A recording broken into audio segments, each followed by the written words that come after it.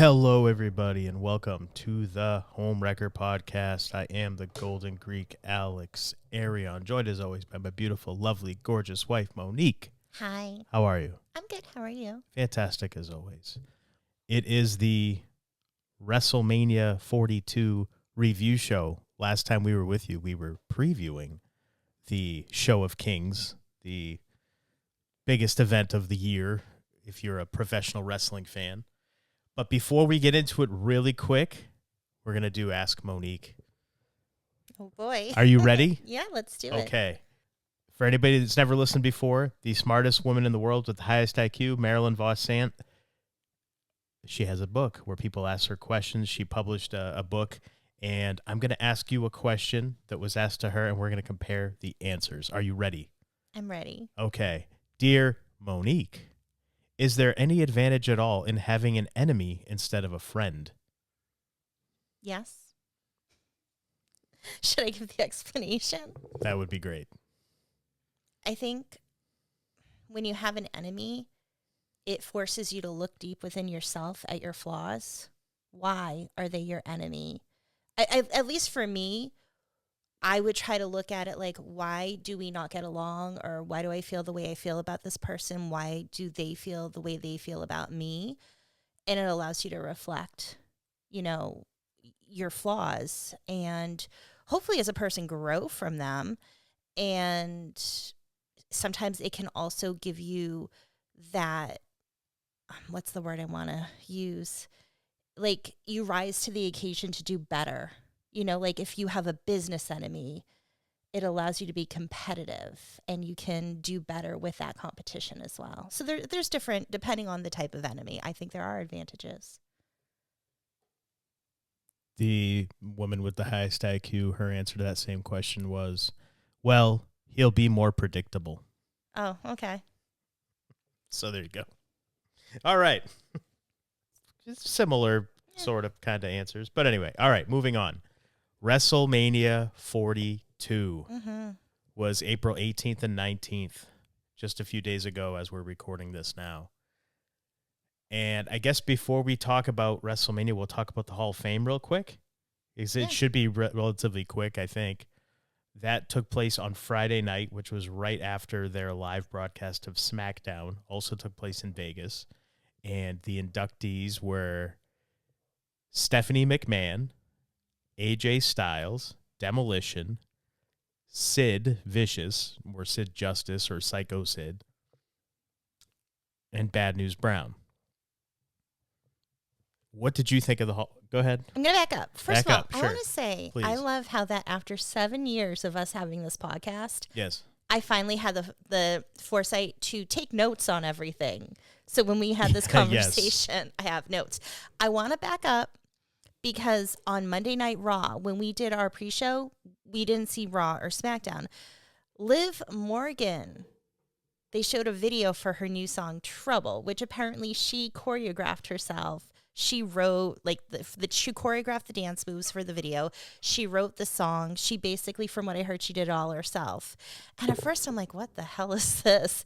But then I'm like, it's kind of catchy. But it was really cool that she did that. It grew on you, huh? Yeah, it did. So that's just something I wanted to point out. And Obafemi cut a great promo to Paul Heyman on Monday Night Raw. So you have this big, imposing guy, and he can talk. So that was impressive.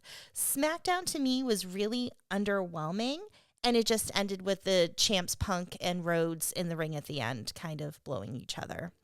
Wow. All right. I'm just talking. Yeah. Okay, and cool. I just want to give a shout out to Stephen Page. He commented because for when we were like, what's the difference between the ESPNs? He did respond on Twitter and he's telling us, and just we've got so much love for him. I know he loves us. Huge shout out to you, brother.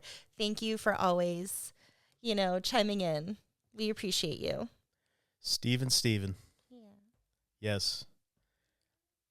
All right. So Hall of Fame. Hall of Fame. Yeah. So what were your thoughts about the Hall of Fame? Well, Stephanie McMahon went first.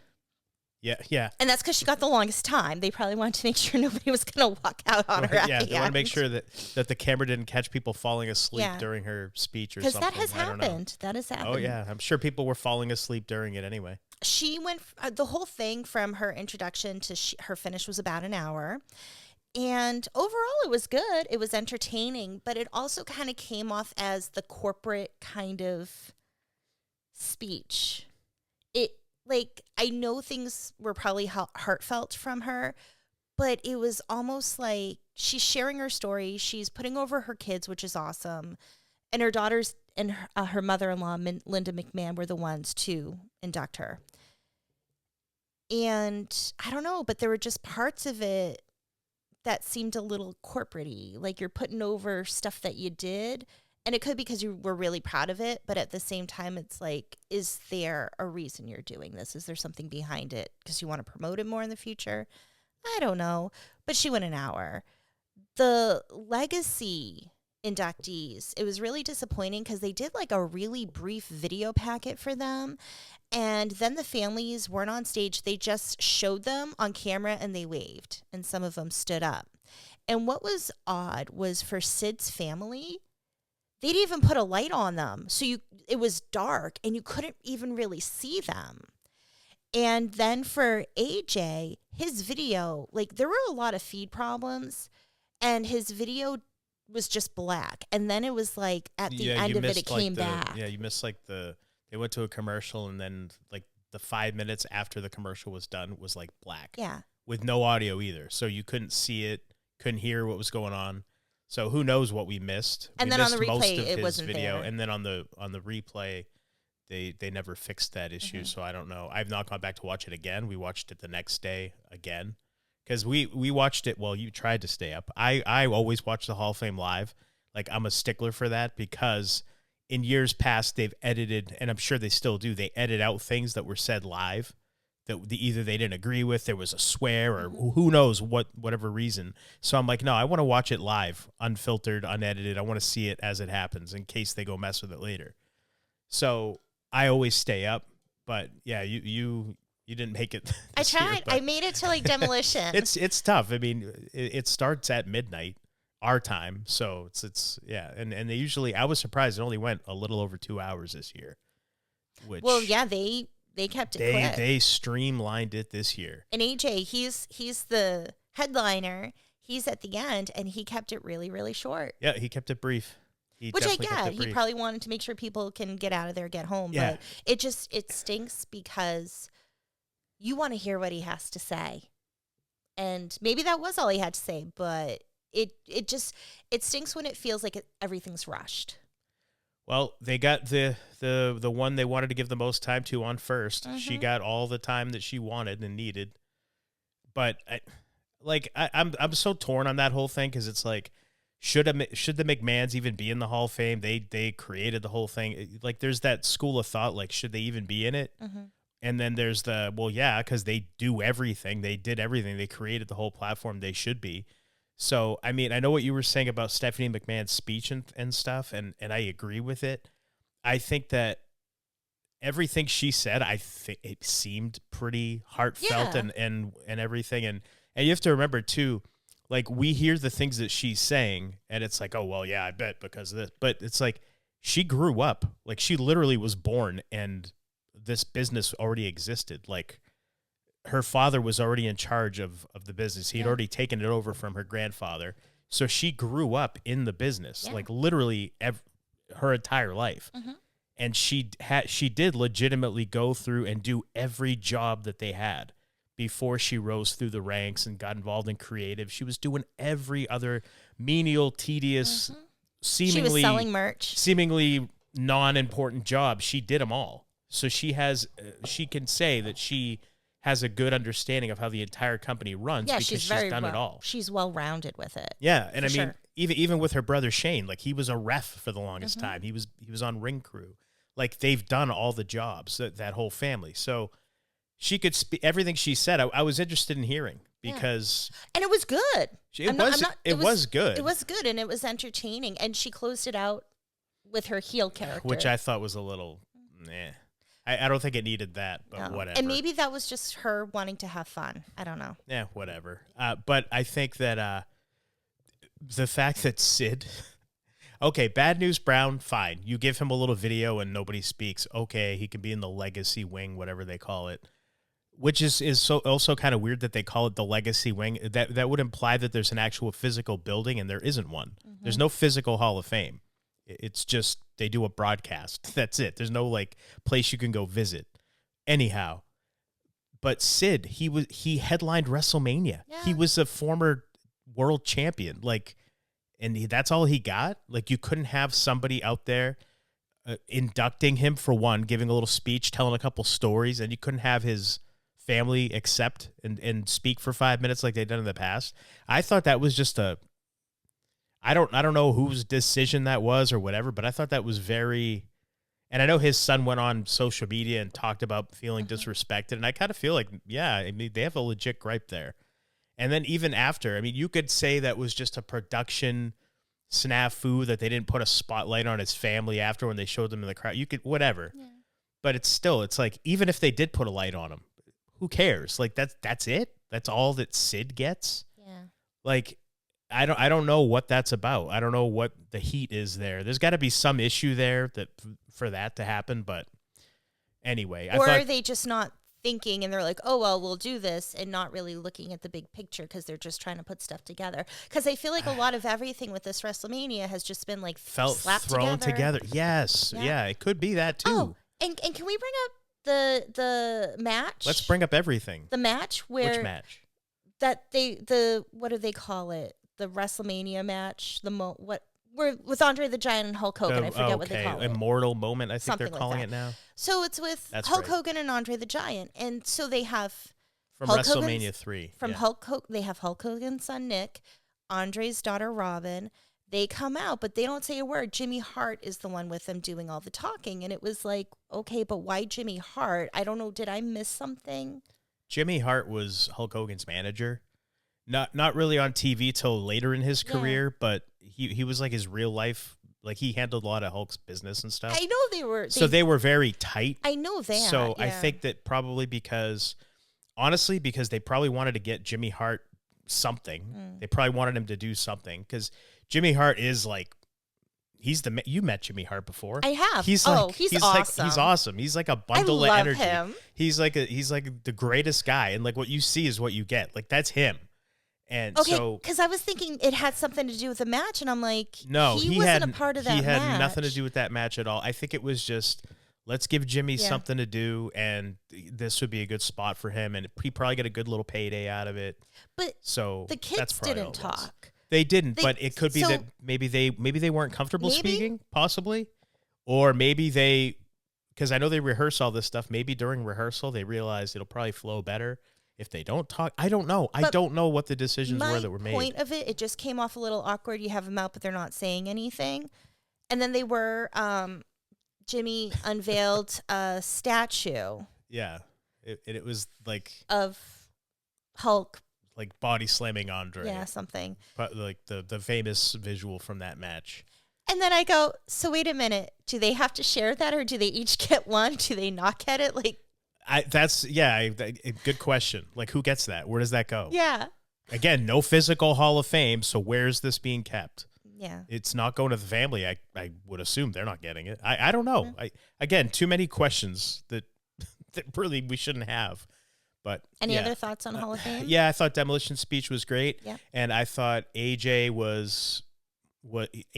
just retired in January, so I think he's still one of the boys, and his mentality was, okay, it's late. I've sat through a million of these things. I know what everybody's thinking right now. Don't talk forever. And that's what he didn't. He never like thanked any wrestler or promoter by name. He lumped everybody in. If you're a promoter I ever wrestled for, thank you. If I ever had the pleasure of stepping in the ring with you, thank you. That was it. Like, he didn't like name anybody, but he basically just talked about his family and everything. And this is not a knock, but it's just an observation. AJ has been eating some cookies and donuts since he retired in January. Rightfully so. He put on some size. Good for him. And you know what? Yeah, good for him, because that son of a bitch, he looked fantastic up until his last match. Decades. So that's hard. So yeah, that is tough. And so good for him. It looks like he is actually retiring. and enjoying his time, and that's fantastic. And he said he doesn't miss wrestling. He'd rather be home with his family and enjoys being a husband and a dad. And I think that's freaking awesome. That to me, that makes me smile. That's great. So that's it for Hall of Fame. Way too streamlined. I didn't mind that it was short, but I think that it could have been done without disrespecting certain people. And I think that it would have been nice to get the headliner a little bit more time. But that's it. Sure. So then we had night one of Night WrestleMania. one. So I just want to bring up, we had major streaming and buffering issues. Who doesn't? Well, wasn't that like a thing that you looked online and saw that it was a thing? Apparently it wasn't just us, and it wasn't just anyone on Netflix. It was like Netflix and ESPN. So regardless if you were watching internationally or you were watching on ESPN, everyone was having issues. But then other people didn't. So it was weird why some people had issues, some didn't. And you know how that goes. They blame the company's first go-to is unplug your router. It's your fault. That kind of, that nonsense, which is, okay. Everything works but your thing. Yeah, it must be us. I also noticed there were a pretty good amount of empty seats for night one. There were, yeah. It's like they moved everyone down, but you could see like very like empty areas. Like, and I feel like a lot of times when they would get the wide shot of the crowd, it seemed like it was wider than normal, almost to try to mask the empty seats. Which, hey, I mean that's production. That's what you do. That's how you make it look good. But yeah, it was definitely noticeable, I think, and just something about the whole night one before we get into the matches just seemed like it didn't seem WrestleMania-ish. No. The stage didn't seem very much. Yeah. Wasn't as grand. They did that unveiling of the stage. It was like the day before or something. And it was like, that's it? That's what the stage is this year? It looks like a really special Raw. Yeah. It didn't look WrestleMania-ish at all. It's like, and we'll get into more of the things that we noticed with the production side, but it's like they're cutting back. And they're making more money than they've ever made. TKO's got to bring in that dollar. Yeah, like they're making more money than they ever made, but it's like they're making more money because they're cutting back on everything. Yeah. It seems. It's and we're weird. going to get into some of those cutbacks that we noticed. Yeah, pretty. Yeah. Okay, so let's get into. One thing I picked up on night one, there was no national anthem or America the Beautiful, and I thought they'd do that on both nights. They would have different people. Are we sure that there wasn't one? Because remember, we had issues getting the beginning of the show. When the show was started, no, we saw the first two matches. No, I know I'm saying getting. No, because I looked it up. Okay. I looked it up. Because usually they do that 5 minutes before the top of the hour when the show starts, and that's when we were having trouble getting in. So I didn't know because we got off the countdown show is what I'm saying. Yes. And usually they do that during the countdown show. Correct. However, I looked it up and they said there wasn't one? I read that it was only Joe Jonas on night two. If I'm wrong, please tell me if we missed it and I couldn't find it anywhere who did that. Huh. Yeah, that is surprising. Why would they only do it on night two? Save time. Now, we talked about in the last episode how they changed. Yeah. Huh. To make that was kind of the theme of the night. 3-hour countdown show and then like a 4-hour actual show. Like they made it earlier. Was it like, we're in Vegas, we got to be done early so we can go do whatever? I don't know. So Cena opens the show as the host, and he got a little emotional, saying John Cena, yep. saying he wasn't expecting that reaction from the crowd. And I just kept thinking, he's such a good actor. You can't really tell what's genuine or not. And then I was thinking to myself, it must suck to be in a relationship with him because he's so good. And like I'd be questioning, like, is he for real? Like, is he really like so overwhelmed with gratitude, or is that just his acting? I will say, in my opinion, I think that was genuine because I think that John Cena you're never going to see him wrestle again. I think that he legitimately meant that. And he actually was maybe for the first time in his life being at WrestleMania, he doesn't have to worry about anything. He just has to go out and say hi, welcome, and then announce attendance later on is what we find out he does. Yeah. So I think he was. I'm putting over his acting skills. Oh, no. I agree, but I think he was legitimately maybe not expecting. And maybe he just I don't know. I mean, I'm not the guy. I don't know what he's thinking, but I think that was legitimate. And I think that he's done. Like, he's not coming back. I firmly believe he's going to be the guy that never wrestles again. He will actually hold true to his word. So the first match and the first 2 matches were for quote unquote free on one of the ESPN channels. Yeah, whatever. But you have to subscribe, so it's not really free. Yeah, whatever. So it was the Usos with LA Knight versus The Vision with I Show Speed. So the Usos come into the crowd, they're yeeting. Knight pulls up in an LA Knight Dodge Ram pickup truck. And one of the things we noticed that was weird was I think it was before The Vision came out, or like right before they came out or while they were coming out, LA Knight went to go take off his vest. And then like he and the ref were talking and his vest was off, and then he looked annoyed, and then he put it back on. And I was just wondering, like, what was up with that? Like, did the ref say, no, put your vest back on? It was just weird. If you see how how the whole thing started, it started with LA Knight. He was getting jaw jacking with, I think it was I Show Speed, maybe, I forget. He's jaw jacking with him, and then he takes the vest off like all nonchalant. No, it was the ref. No, would you just sorry. listen? I apologize. My goodness. So he's the way the match started. Yes. He takes his vest off all like nonchalant, like it's.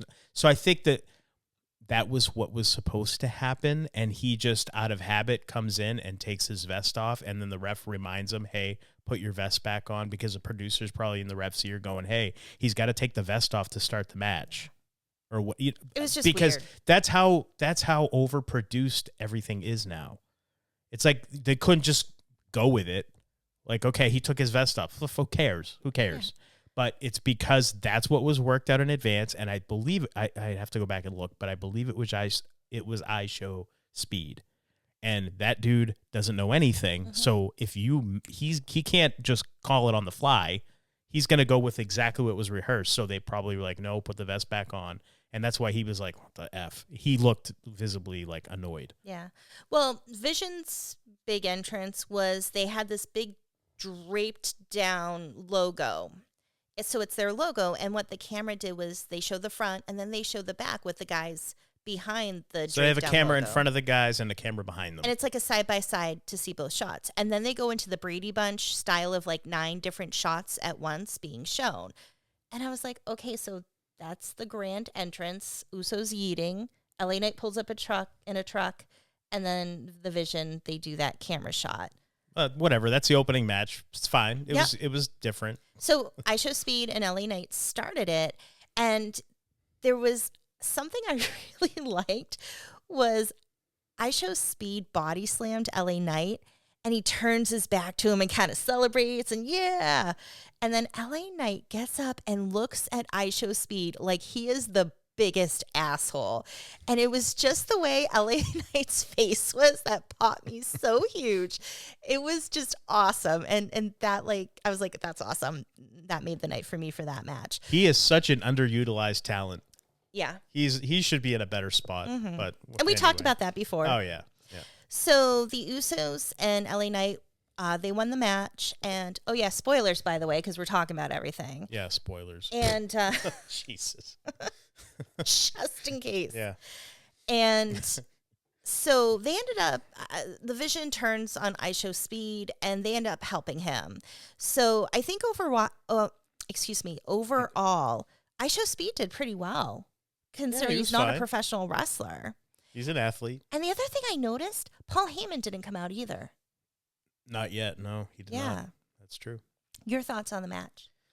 It was whatever. It was a nothing match. We didn't write down times of these things, but none of these matches went very long. They were short. They were very short, and I don't know. I think it was it was all just so they could do that big spot with I Show Speed jumping off the ring post onto, was it Logan Paul? I think so. Yeah, onto Logan Paul, who was on the announce table at ringside. And it was impressive. It's like, wow. But that's it. Like, this whole match was designed for that moment. Mm. So, okay, that's great. He jumped off something high. They do that crap on Monday Night Raw. Big effing deal. So what? It wasn't a WrestleMania feeling match. There was nothing special about it, honestly. The guys all put in effort. I think everybody that was in there, minus the I Show Speed, is talented. They all belong on WrestleMania, but I feel like This could have been done on Raw or SmackDown. Like, who cares? It was nothing special about it. For the second match, and again, the one they were airing on other ESPNs, Yeah. Drew McIntyre versus Jacob Fatu.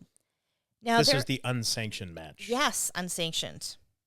As far as entrances go, Fatu it was cool. He had these two Polynesian fire dancers and like this fire kind of pyro coming up. It was really cool, but it was still almost like a step down from what you expect from WrestleMania. Like usually WrestleMania, you have 20 of those guys and it would be this big presentation and they only had like 2 guys. I don't know, maybe they could only get 2, but it just felt everything was scaled down. Everything, thank you. Scaled down. Everything was very scaled down. And in WrestleMania is when you go over the top and do way more than you would think. But no, they went way less than you would think. It's like we only have 10% of our normal budget for WrestleMania entrances. So make the best of it. Yeah. Drew McIntyre, his entrance, it was cool, but again, nothing really grand. It was like this, where the entrance was, this brick-looking wall kind of structure. And almost like when somebody welds through metal, and you can see the sparks coming through on the other side. And then he kicks that down so it's opened. And he comes out with his sword, Matilda. Again, it was cool looking, but nothing as spectacular as you expect for a WrestleMania entrance. Yeah. So it was an unsanctioned match, and Drew did his cell phone gimmick again, like with the video for tweeting. Yeah, so for people that don't know, he goes to the crowd, somebody that's in the crowd, I think it's his brother, who hands him his cell phone, and he goes on Twitter or TikTok, whatever social media. He records like a video of himself, like right there in the match. And then I think he like hit Jacob with his phone a couple times and then said a couple more words and handed and then he like sends it or tweets it or whatever and gives the phone back to his brother, who runs away. So yeah, that was funny. Again, his recurring WrestleMania spot that he does every year. So for an unsanctioned match, it wasn't as crazy or as brutal as I thought, but there was something where Drew McIntyre goes up to the ref and is like arguing with him, saying, "Give me your belt." And the ref ends up giving Drew McIntyre his belt from his pants, and he's going to beat Jacob Fatu with the belt, but Fatu super kicks Drew McIntyre and then ends up hitting him with chairs. He takes the referee's belt. Jacob Fatu takes the referee's belt and starts whipping McIntyre with the belt. Ugh. But he didn't double up the belt. That usually kind of takes some of the sting out. He just full on Indiana Jones was whipping him. That's the thing. Like, that's the secret. You take the belt, you fold it in half, and you kind of, and then you whip the guy with it. And what that's supposed to do, it's actually supposed to make a louder sound and not hurt as much. Jacob just said F it and just started whipping him with it, and it made not as loud a sound, but you could tell it was killing McIntyre. Like, that belt is like going around his back and into his ribs, and that's not fake. You can't fake that. That's the only way to do it, is to actually whip somebody. That looked rough. And if you've ever been whipped with a belt before, you know the sting. Yeah, it's not fun. It's not a pleasant experience. But go ahead. You can continue with your rundown. So Jacob Fatu won the match. He hit Drew McIntyre with a toolbox that was out there, and McIntyre landed on a table that was in the ring. Jacob jumps off the corner post and puts Drew through the table, and that was how he ended up getting the 3 count. Your thoughts on the match?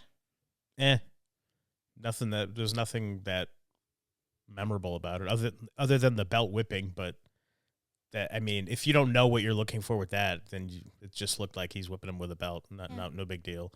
No, it was I've seen better street fights or whatever on Monday Night Raw. It was not. Would they go 10 minutes, if that? I don't know how long they went. I didn't keep track of times. It felt short though. But it did feel short, and it just felt underwhelming. Like, what was okay? This was like some blood feud unsanctioned match. WWE is not going to be held responsible for the injuries and blah, blah, whatever the hype they used to build it. And it was like, that's it. That's it. And that's not a knock on either of the guys. Both of those guys are awesome. They're both awesome. I mean, everybody knows how we feel about Drew McIntyre and Jacob Fatu. Same thing. Like that, they both, I feel like should have been given more time to do more impressive WrestleMania-esque things. But this just, for me, it underdelivered. Yeah, I guess for an unsanctioned match, I was expecting a little bit more. They didn't go out in the crowd. They didn't, they had a toolbox and they utilized some tools on each other, but they used chairs and tables. But there was no blood. And that's okay. Well, yeah, which you don't need it, but it's like, if there was ever going to be a match where you're expecting something like that, it's going to be the unsanctioned match where both guys have bled in the build-up to it, in like the little brawls and fights they've had. I feel like the brawls and fights they've had building up to the match were more brutal than the match itself. That's just my opinion. Yeah. Not WrestleMania worthy in my view. It was a good match, but again, Raw. Something I expect to see on Raw. It wasn't that WrestleMania feeling match. You're going to notice this is a recurring theme as we move on. Then we had the Fatal 4-Way with the women, with Alexa Bliss and Charlotte Flair, Bayley and Lyra, the Irresistible Forces, Lash Legend and Nia Jax, and then the Bella Twins. And there was a surprise because Nikki Bella was not medically cleared due to her ankle injury. Yeah, I guess she had a surgery like last week or something on it because it wasn't healing or something. Yeah. They had a surprise fill-in, and Paige came out. This was spoiled the day before everywhere. Everyone was talking about it's going to be Paige. So that really took away from the pop of her coming out. And it's like, yeah, whatever. Yeah, she got a pop, but... No, but I feel like it took away. It would have been probably so much bigger if that hadn't leaked earlier. Yeah, I think everybody was expecting it because it just was everywhere. Like, you weren't looking for it. It was, you just in your see face, yeah. It was like everywhere. Everybody knew. So, yeah. Which is, it really, and from what I gather, just looking at a couple of different things, somebody leaked it, somebody who was watching them rehearse the match. So that means it was some like production person or maybe somebody that worked at the hotel that saw her or who knows. The arena. Or the arena. Yeah. Well, they work the matches out at the hotel. They have like a ring set up in the hotel. And I just want to say we missed most of this match due to the streaming issues. So we had to go back and rewatch it. We had to watch the replay to see the entrances and all that stuff. Yeah. So. One thing I noticed for the entrances, so again, nothing big, nothing grand. Nothing. No WrestleMania entrances, just regular. Yeah. Alexa Bliss and Charlotte Flair, they come out. Alexa is like this kind of moth. She has like moth wings, darker, kind of more black and white toned. Charlotte comes out with butterfly wings and all colorful. And they turned around like they wanted to show what was on their back, and the camera cuts away. Yeah. To the crowd, and we can't see. Awesome. And then as soon as they turn back around... So they show them again, and I'm thinking, why would they do that? They're turning around for a reason. There was a couple of different times. I didn't take note of it, but there's a couple of different times where I remarked throughout the show, both nights, where it's like, what's this director doing? What's this guy doing? Yeah. Like he'd cut to a crowd shot and like and miss something is happening in the ring or something in the entrance. You're like, why is this guy cutting away? What the frick? Like, jeez. And then Lyra and Bayley come out. And I don't know what was going on, if they were trying to do something, but Bayley was laughing. I don't know if they were going to do something together and something got screwed up. But it was just like, okay, was something supposed to happen? I don't know. Yeah, I don't know. I liked the, oh, go ahead. You were probably going to say it. Go ahead. Lash Legend and Nia Jax, they came out with a Demolition tribute, except it was all white. Yeah, they were wearing Demolition gear, but it was all white. Mm-hmm. Yeah. And then we mentioned the Bella Twins, and Paige comes out. So this is what I'm going to say about the matches. These were my notes. Bree's kicks looked shitty. Alexa Bliss giving shitty hits to Bree's back on the corner. Jeez. Paige comes in, does fine. Cameraman takes a bump, apparently due to Lyra tripping him. Oh, that's right. Yeah. Yeah. That's right. Those were my notes. Page 1, she pinned Alexa Bliss. I don't have anything to add to this. It was another match that went like under 10 minutes with 8 women. And yeah, Paige looked fine. I'm gonna say that was it. I was expecting this to be a shit show, and it wasn't as bad. It was not as bad as I expected.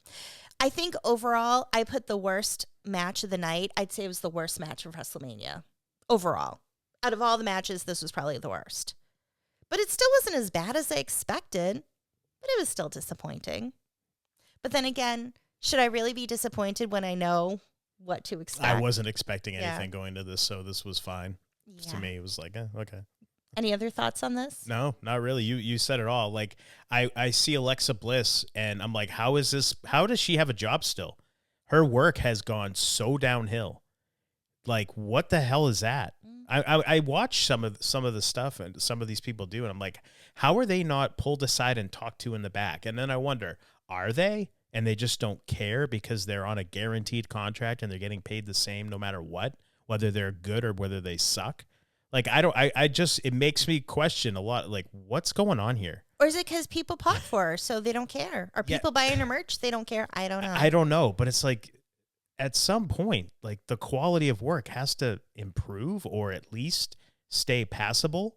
The things she was doing, I'm just like, what is this? How does she used to be good. Yeah. Like, what the hell happened? Anyway, moving on. So, in WrestleMania, we almost always have one band playing live, playing the intro music. Is this next? All right. And we kind of had that for Becky Lynch. Oh, good Lord. Did we? Did we so kind of have that? the band that does her intro music is called, their band's name is The Wonder Years. And they basically Milli Vanilli her entrance. Milli Vanilli was way more convincing than these jerk-offs. Oh, for sure. So Jesus. they show the band. Now, keep in mind, if you really pay attention, there were no chords, no amplifiers. There was nothing to show this band was playing live. And then it starts with Make Way for the Man or whatever it is. The man is coming back. It's coming through. Or Whatever. Whatever the line is that the guy says. And it starts, and the guy's just off in outer space. Yeah. And then he pulls the mic. He pulls the mic in and starts lip syncing about 2 seconds too late. Yeah.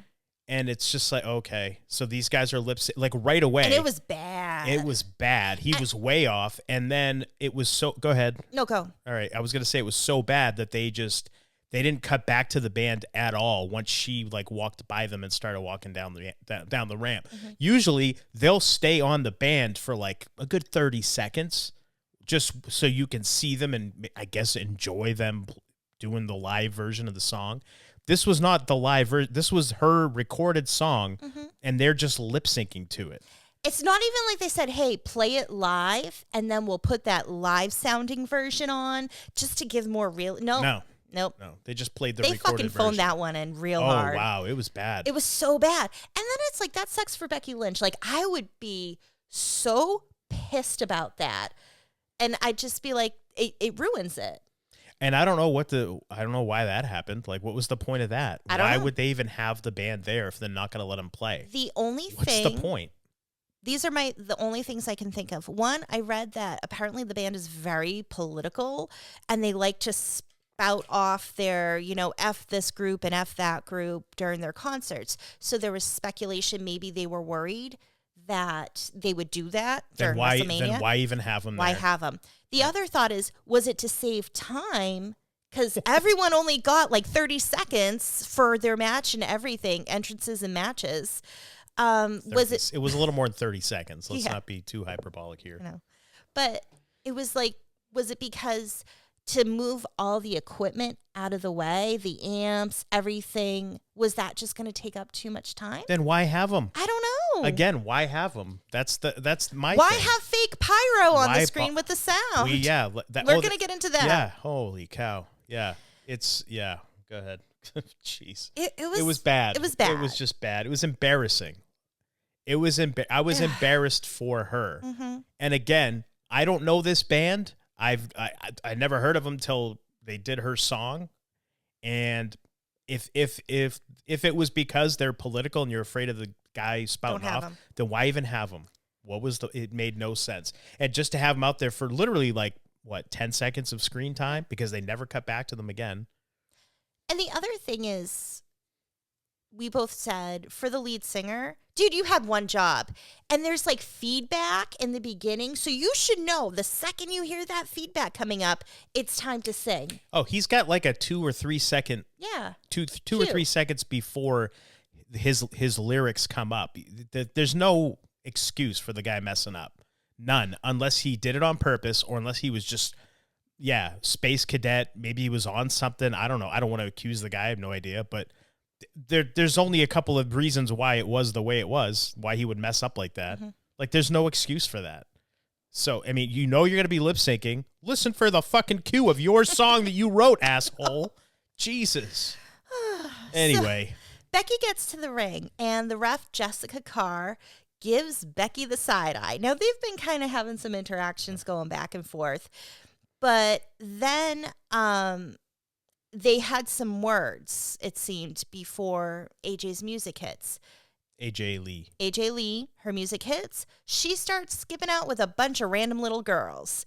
So we're watching this and we're like, who are these little girls skipping out? Is it some kind of group, a dance group? Are they from a certain type of organization? We don't know. They're just random little girls. And then it's never explained to us. It's never explained. And then there's one in the back pulling a Danhausen running to find the back entrance. Oh, it was funny. One of the little girls didn't know what to do, I guess, or got scared and nervous, and she just said F it and ran backstage. Just left, took off. That was awesome. That's great. That's great. And all I was thinking was, who are these little kids and where the hell are their parents? What's going on here? Nothing's explained. Just a bunch of girls coming out dressed like AJ Lee, skipping to the ring with her. Okay. Good for them. Thanks for that. I'm going to admit, they actually did well. In terms of wrestling. You're talking about AJ and Becky now? Yes. Okay. Sorry. AJ and Becky, I was expecting this to be another shit show. And they actually had a solid match in terms of wrestling. I didn't see all these botches or weird looking things. It was actually for them, a good match.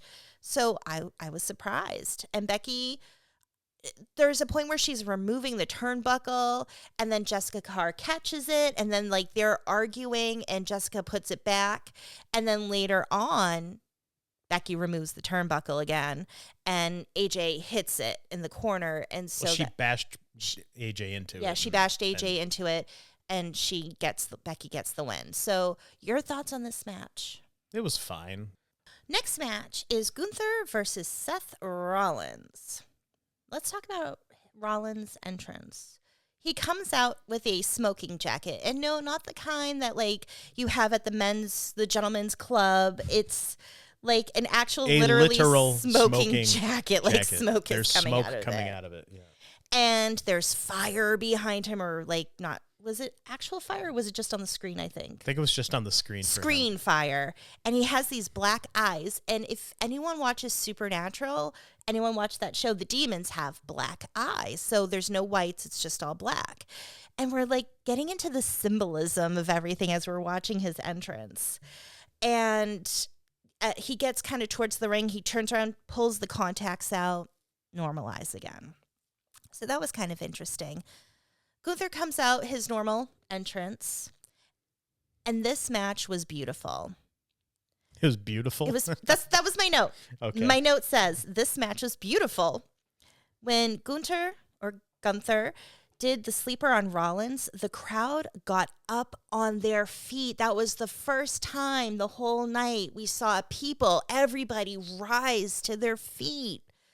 It was yes, we're awake. And then when Rollins put Gunther in the sleeper, it looked like the director decided to get a crowd shot. So that was another one. So I did take note of it. Yeah. Yep. They did a table spot. That was great. And they didn't move anything off the table first either. What was the table spot? I didn't write it in my notes. Okay. Because now I'm what was it? I'm remembering. I don't remember. I think was it Gunther took Rollins and he threw him on the table, but he didn't clear off the table first. Oh, okay. And then during this match, Braun Breaker returned and he speared Seth Rollins. He's been out for Braun Breaker's He had been a out for hernia a while. surgery. Yeah, like 6, so 7 weeks, something like that. And there was a lot of speculation. Is he going to show up at WrestleMania? Would he have a match? Would he make an appearance? So he did make an appearance. Gunther, he did the sleeper on Seth Rollins, and he did this cool thing where he like traps his arms, but Rollins was able to get out. And then like they kind of did it a couple times, but then at the end, Gunther does the sleeper and Rollins is just like out. He doesn't tap out. He just kind of, passes out. So that's how Gunther won. I liked that Rollins didn't tap at the end. He just, went out. And well, that's a good way to put Yeah. put a guy over and still not take away from the guy that Exactly. lost. And I liked that. I liked everything with this match. Because even when Braun Breaker came in, it wasn't like, oh, it's all about me. It's all about me.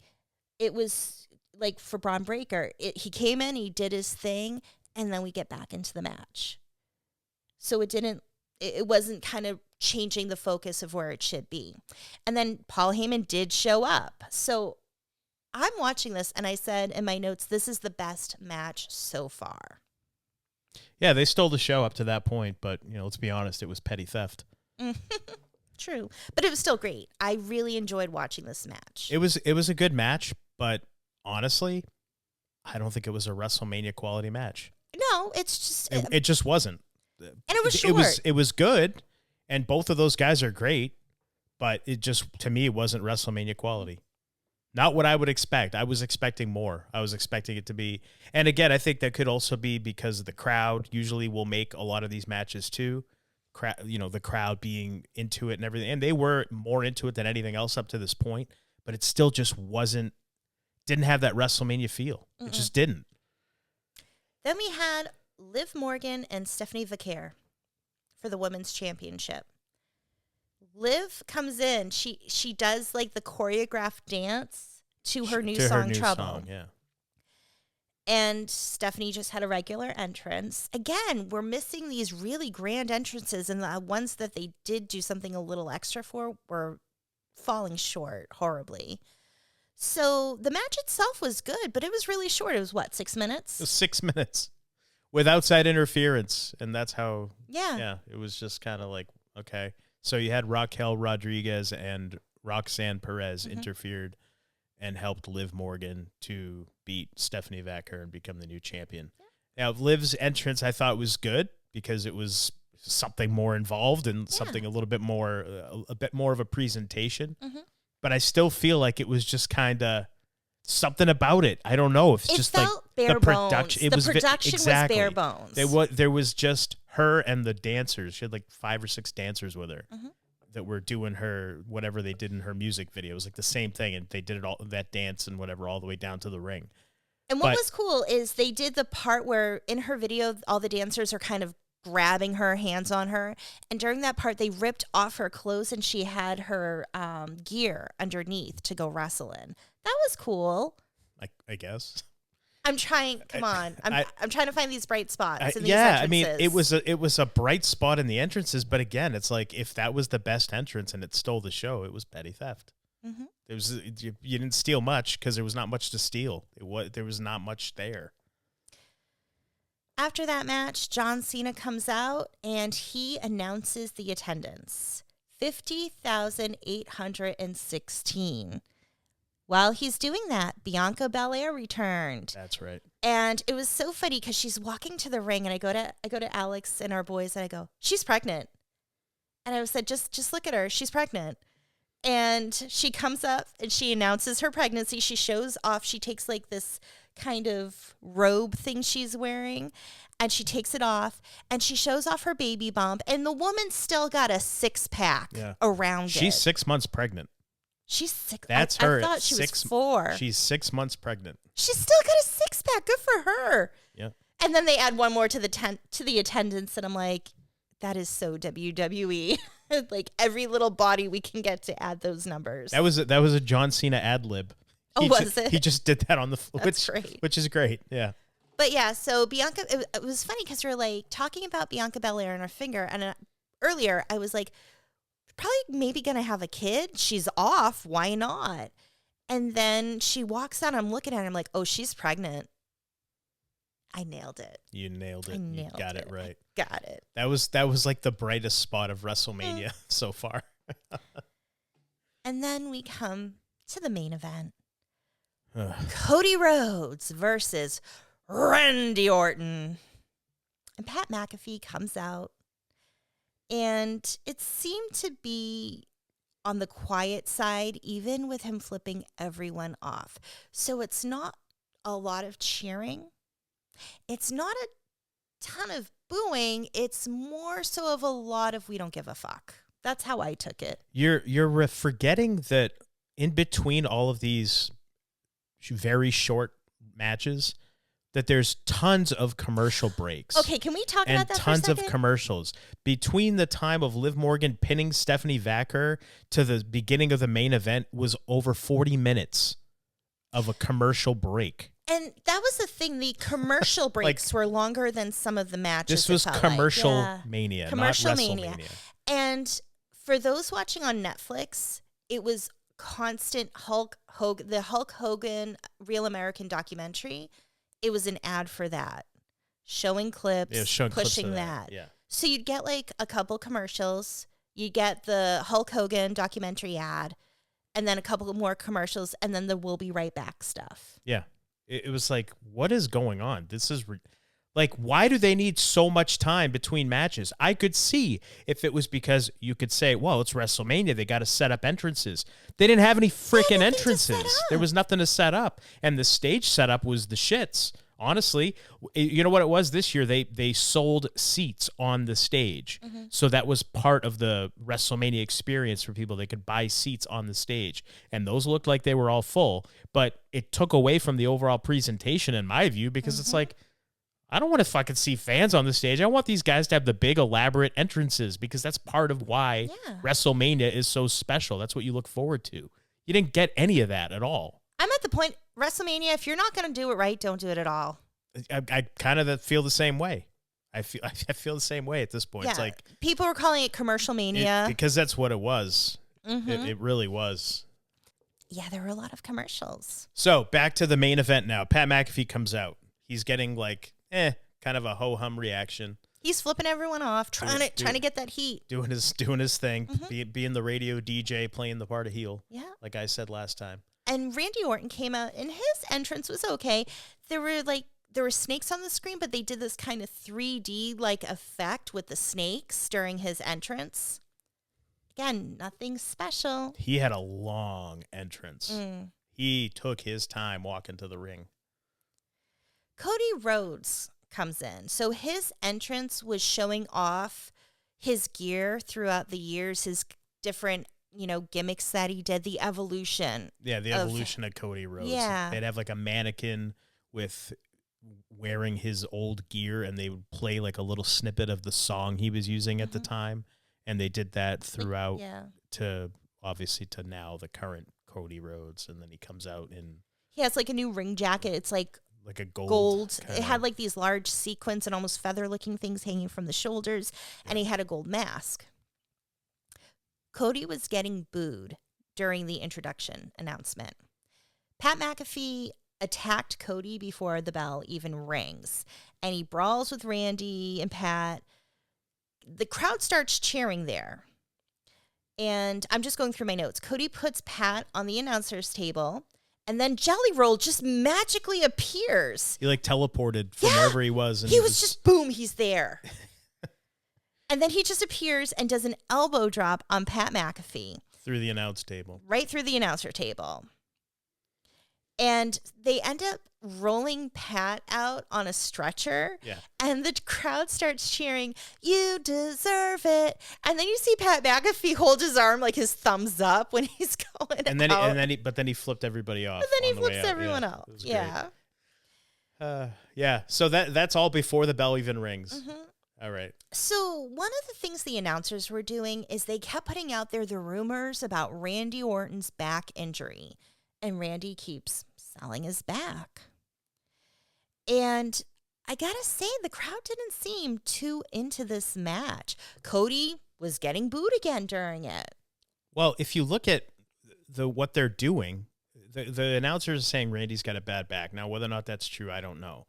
But he was selling his back, and he was not doing much. So it's almost like this is the match they worked because maybe he really is legitimately hurt. And in doing so, you're kind of, if you look at the psychology of professional wrestling, you have to have, the crowd's not going to get behind a guy who's beating on the other guy. They're going to get behind the guy who's getting beat up because they want him to fight back. So Randy Orton, even though he was the heel in this story, is playing the role of the babyface in peril who's hurt and getting beat on by the other guy, who in this case is the babyface in the story, but is acting like the heel in the match. So it was, I think that might have, I don't think it might have, it definitely contributed to the reaction from the crowd because they're like, what the fuck are we supposed to do here? Who's the bad guy? Who's the good guy? What's going on? And they didn't really start coming up and reacting till each guy started doing each other's finishing moves. Well, they did cheer. There was a part where Randy Orton got busted open. He is bleeding, and then Cody took Randy's blood and smeared it over his chest, over his tattoo on his chest. Yeah. People started cheering. The crowd woke up when Orton did the crossroads as on Cody. So kind of what you said, they started doing each other's finishers. Yeah, that got people on their feet. They actually literally got on their feet after Randy Orton RKO'd the ref. And then who runs in a ref t-shirt is none other than Pat McAfee. Wearing a neck brace, though, to his credit. Yes, he is in a neck brace. You can say whatever you want about Pat McAfee. The dude is a wrestling fan, and he definitely respects the wrestling business. I will give him that. What was weird is Pat runs in. Randy Orton is trying to pin Cody Rhodes. Yeah, he covers Cody, and Pat, go ahead. Goes 1, 2. Cody Rhodes kicks out, shoulder up, and Pat McAfee stops the count. If you're a heel ref, you would have just went 3. This is why the heel ref gimmick never works and is the stupidest thing in the world. I hate it every time I see it. It makes no sense. They should never do a heel ref gimmick unless they're planning on screwing the babyface over. Otherwise, it makes no sense. Why would he stop counting? Just count 3. Who cares? Ring the bell. You're the ref. You're the ref. Who cares? Right. So it never makes any sense. But they continue to do it year after year in every promotion. It's not just WWE, and it's fucking stupid. Did you forget you were the heel and you can do what you want if you're really the ref? It's fucking stupid. I hate the heel ref gimmick in wrestling. It's terrible. So, Randy Orton RKO's Pat McAfee. Yeah, just who has been his biggest ally up to this point. Now he RKO's him. Randomly. Place goes nuts, of course. And then Cody Rhodes does the crossroads on Orton and pins him. And yeah, the original referee comes back, comes 2, and counts the 3. So that's it. But what we missed was before this all happened, they started, Randy Orton and Cody Rhodes are trading punches, and Orton fucking potatoed Rhodes and busted his eye open, and his eye started swelling shut.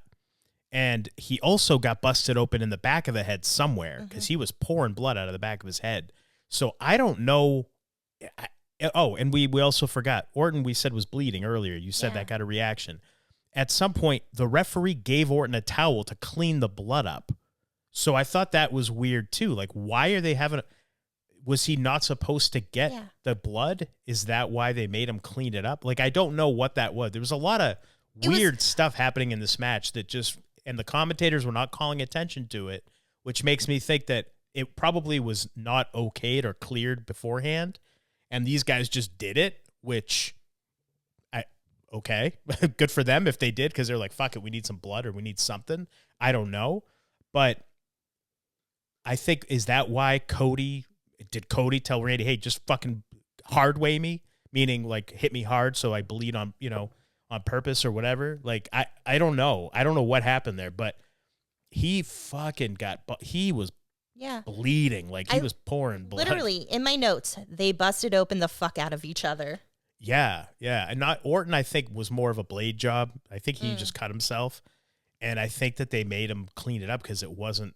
I don't know. I could be wrong. It's just speculation. There was a lot of confusion with this match. And so we were joking around calling it Confuse-a-mania. Yes. Because, again, what the fuck is going on? What's happening? Why is this happening? And then after the match... The post-match, we said Randy got pinned, and then Randy Orton nails Cody with the belt. Yeah, knocks him down. No, he like, so Cody Rhodes is arm up, standing up, arm up with the belt, holding the belt up, and Randy Orton like snatches it from behind. Yeah. And then he hits him with the belt, and then he punts him in the head. He punt kicks him in the head, and he stiffed the shit out of him with that. And of course, they're making it seem like his eyes all swollen from the punt kick. It was actually before that, if you were paying attention, watching carefully. But that kick to the head, he fucking waffled him. And I'm just like, he doesn't do that punt kick ever. It's. I think he's only done it a couple times. He teases it all the time, but he hasn't done it in a long time. So I don't know if he was just like, fuck it, it's WrestleMania, you're gonna take it, that's it, or what. But there's really, I was explaining this to my sons. There's really no safe way to do that and make it look good. There's just no way, because the camera's watching you the whole time. You got to fucking kick the guy. That's it. Like, you don't want to kick him as hard as you possibly can, but you got to make it look good. And he nailed him. So, but that's how they left WrestleMania Night 1. Cody Rhodes getting punt kicked in the head and getting tended to by the officials afterwards. And blood pouring out of his head and his eyes swollen shut. With the confusing, what the fuck was that? Yeah, with like more questions than answers. Yeah. And you're just like, why? What was going on here? So, I mean, like, that match, I feel like it was kind of boring at first, and then as it got towards the end, it built up, it got a little more interesting. But like I said, it was confusing. What the fuck's going on here? They were just beating the shit out of each other. Is that what they felt they needed to do to like make it a better match? I don't know. But overall, I feel like the show was good. The matches overall were pretty solid, but there was far less pageantry. And it wasn't as big and spectacular. Nothing about it felt like WrestleMania. And everybody, when I was looking online, was shitting on it. And they were like, this is like, what the fuck? This isn't WrestleMania. Yeah, I mean, when the show was done, I was confused. It was like, okay, what was that? And it was more so, yeah, it just didn't feel like WrestleMania. Nothing about Night 1 felt like WrestleMania. Nothing. The main event didn't feel like a WrestleMania main event. It was confusing as all hell. If that's what they were going for, hey, congratulations, you confused everybody. Well, you confused me. I don't know how everybody else felt, but it was confusing as shit. And it just felt like almost like a bargain basement version of WrestleMania with the entrances and the stage setup and just everything. Like, and they cheaped out. It didn't feel WrestleMania-esque Night 1 at all. Now, there was speculation. There was actually word put out that WWE did this on purpose. They wanted to bring down Night 1 so Night 2 would be so much better. And my thoughts on that was like, okay, that's stupid because, one, only do one night then. Or two, your product is so bad, you have to water down the first night to make the second night feel better. Like, either way, it's not good. I don't buy that. But yeah, I was like, I doubt that. That's bullshit internet rumors. I don't buy that at all. There was theory that Night 1 was TKO's version of what they want for WrestleMania. And Night 2 is WWE's version of what they want for WrestleMania. Again, more fan rumors and speculation. I don't buy that at all. It just felt so slapped together.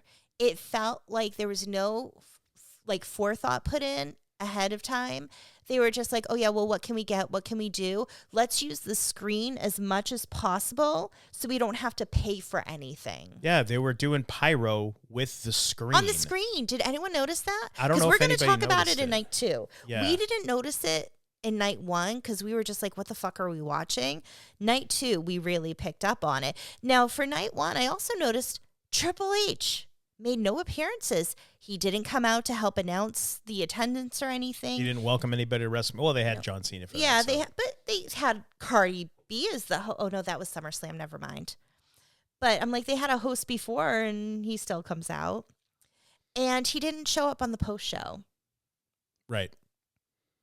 So overall, your thoughts of Night 1? My thoughts of Night 1, again, a letdown. When the show was done, I was like, for WrestleMania, it was all right. And then I thought about it, and I was like, it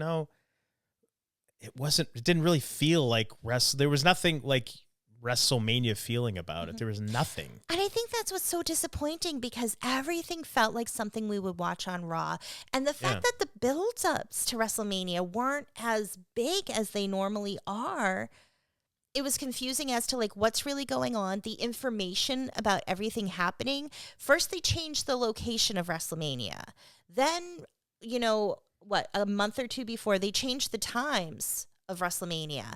And everything just felt like they don't know what they're doing.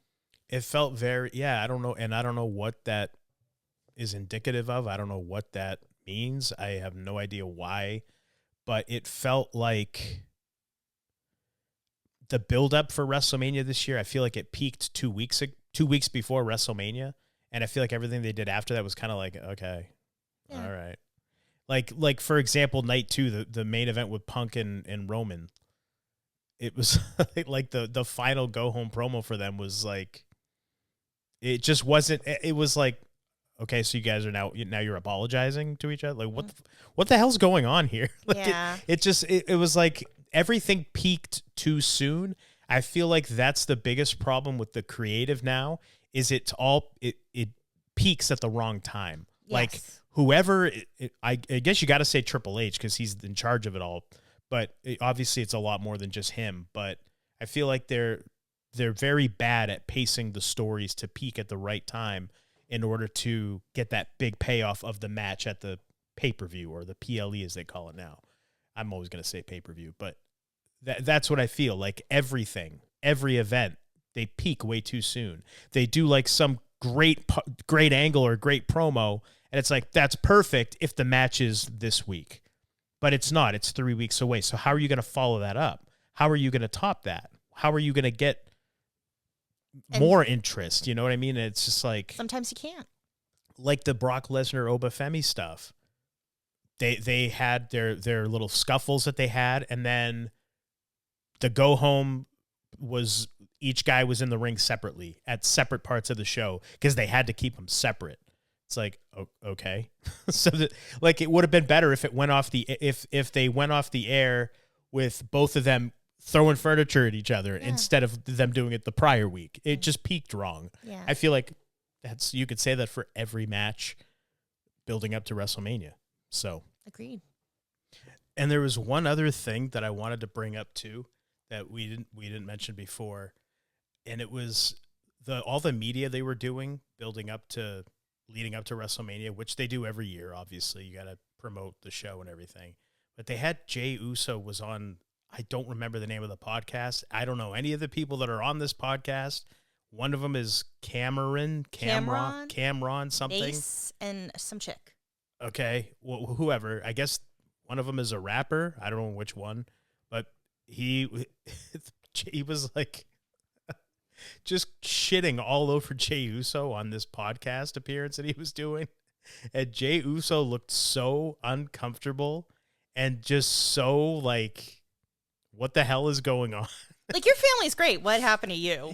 It was basically like, do you feel embarrassed for your family because you're not as good as them type of like shitting on them? Yeah, he was like shitting on him, and Jey Uso was just like, what the frick? Like, so that I thought was interesting. And then Jey Uso like pulled him over his like a little table he was sitting at. He got sick of it. And, like, he walked out and like punched him, or like looked like he was trying to punch him, but didn't really like throw a full punch.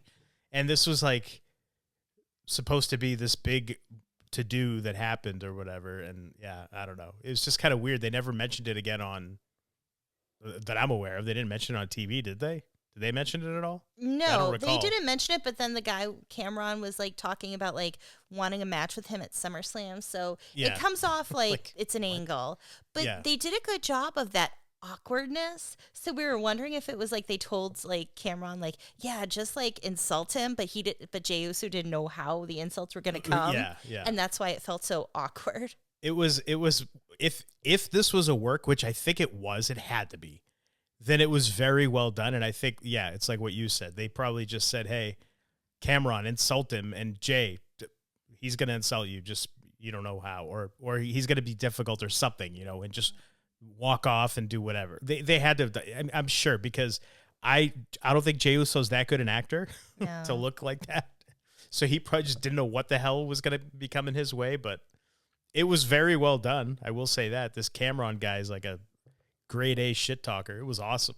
it was very well done. And then they did something similar actually as we're recording earlier today with Seth Rollins and I don't know, some NFL show that he does every Thursday morning, I guess. He walked off on that guy, whoever that host was. He made a comment about, like, does your wife have to come in and win a championship for you or something like that? Something like that. And Seth Rollins takes off his earpiece and throws, like, a little towel at the host and walks off. It's like, okay.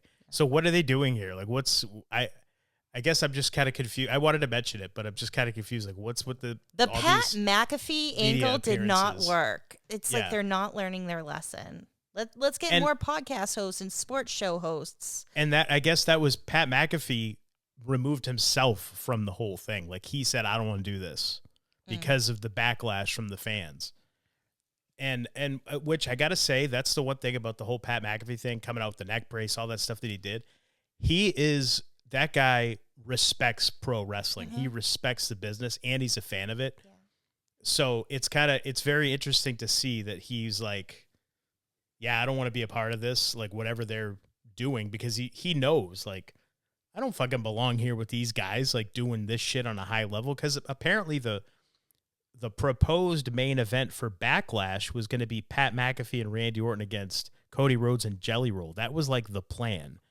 And I guess all this backlash and whatever from the fans, not the pay-per-view, but all this fan backlash caused Pat McAfee to be like, I don't want to be in this. I don't want to do it. And I guess Jelly Roll, same thing, went on social media and said to Pat McAfee, hey, let's go back to what we're good at and stick to what we're good at, or something, like basically like, I'm not going to be in wrestling anymore either, because these guys are both actual fans and they realize, yeah, we don't belong here. Well, and so I think it's if you build interesting. it the right way, you can pull it off. And I would like to watch that match. I think that would be fun. But they built it like so haphazardly. It was like, what? This came out of nowhere? No. Like they have a way they probably, if they took their time and long gamed it, they could have done it right. And I think people would enjoy it, but they didn't. And everything just, Pat McAfee, what? And it came out of nowhere. It's just completely like chaotic. And the president of TKO, Mark Shapiro, I think that's his title. He's above. He's like the guy below Ari Emanuel, who owns the whole thing, or is the head honcho. This guy, Mark Shapiro, said that TKO absolutely has final say in creative of WWE, and they can do whatever they want, and they can insert themselves whenever they want. He just said this on like some podcast or something like this last week, which, if that's the case and that's how they're going to run WWE, like, oh, by the way, we want to put this in for this, and you just do it. If that's how the creative's going to be run, then if I was Triple H, I'd quit. I'd be like, I'm done. Like, I would not be able to work in that environment. Like, how do you fucking do that? Like, these guys have no clue how professional wrestling works, what works. And the Pat McAfee thing, the backlash to that from the fans, that's evidence of it. You don't just insert somebody like that, no matter who it is, for nothing. But that's what they did. And they did the same fucking thing last year before WrestleMania when they had Travis Scott, the fucking rap guy, who just you never heard from again, but they just inserted him in. And that was not a Triple H call either. That was from above him. So, like, why are it's like, if that has to continue to happen, I don't know how much longer I can watch WWE if that's how it's going to be. Because it's like, I love professional wrestling, but I love all aspects of it, not just the in-ring stuff. If I wanted just the in-ring stuff, I'd watch the other show. I'd watch AEW. And I don't watch AEW. I'll catch a couple of things here and there, but it's very infrequent. I've seen maybe 3 matches in the last year in 2026 of AEW. That's it. Like, I don't watch it. I'll read results because I know people that work there and stuff, and I'll see like what's going on. I'll try to follow along that way, but I don't watch the show. Because to me, it's not a good pro wrestling show. It's, if you want to watch a bunch of people do athletic shit in a ring, yeah, sure, absolutely. And much respect to all those guys. But it's not, like, WWE is the total package of what pro wrestling is. The storylines, the angles, the personalities, the promos, everything.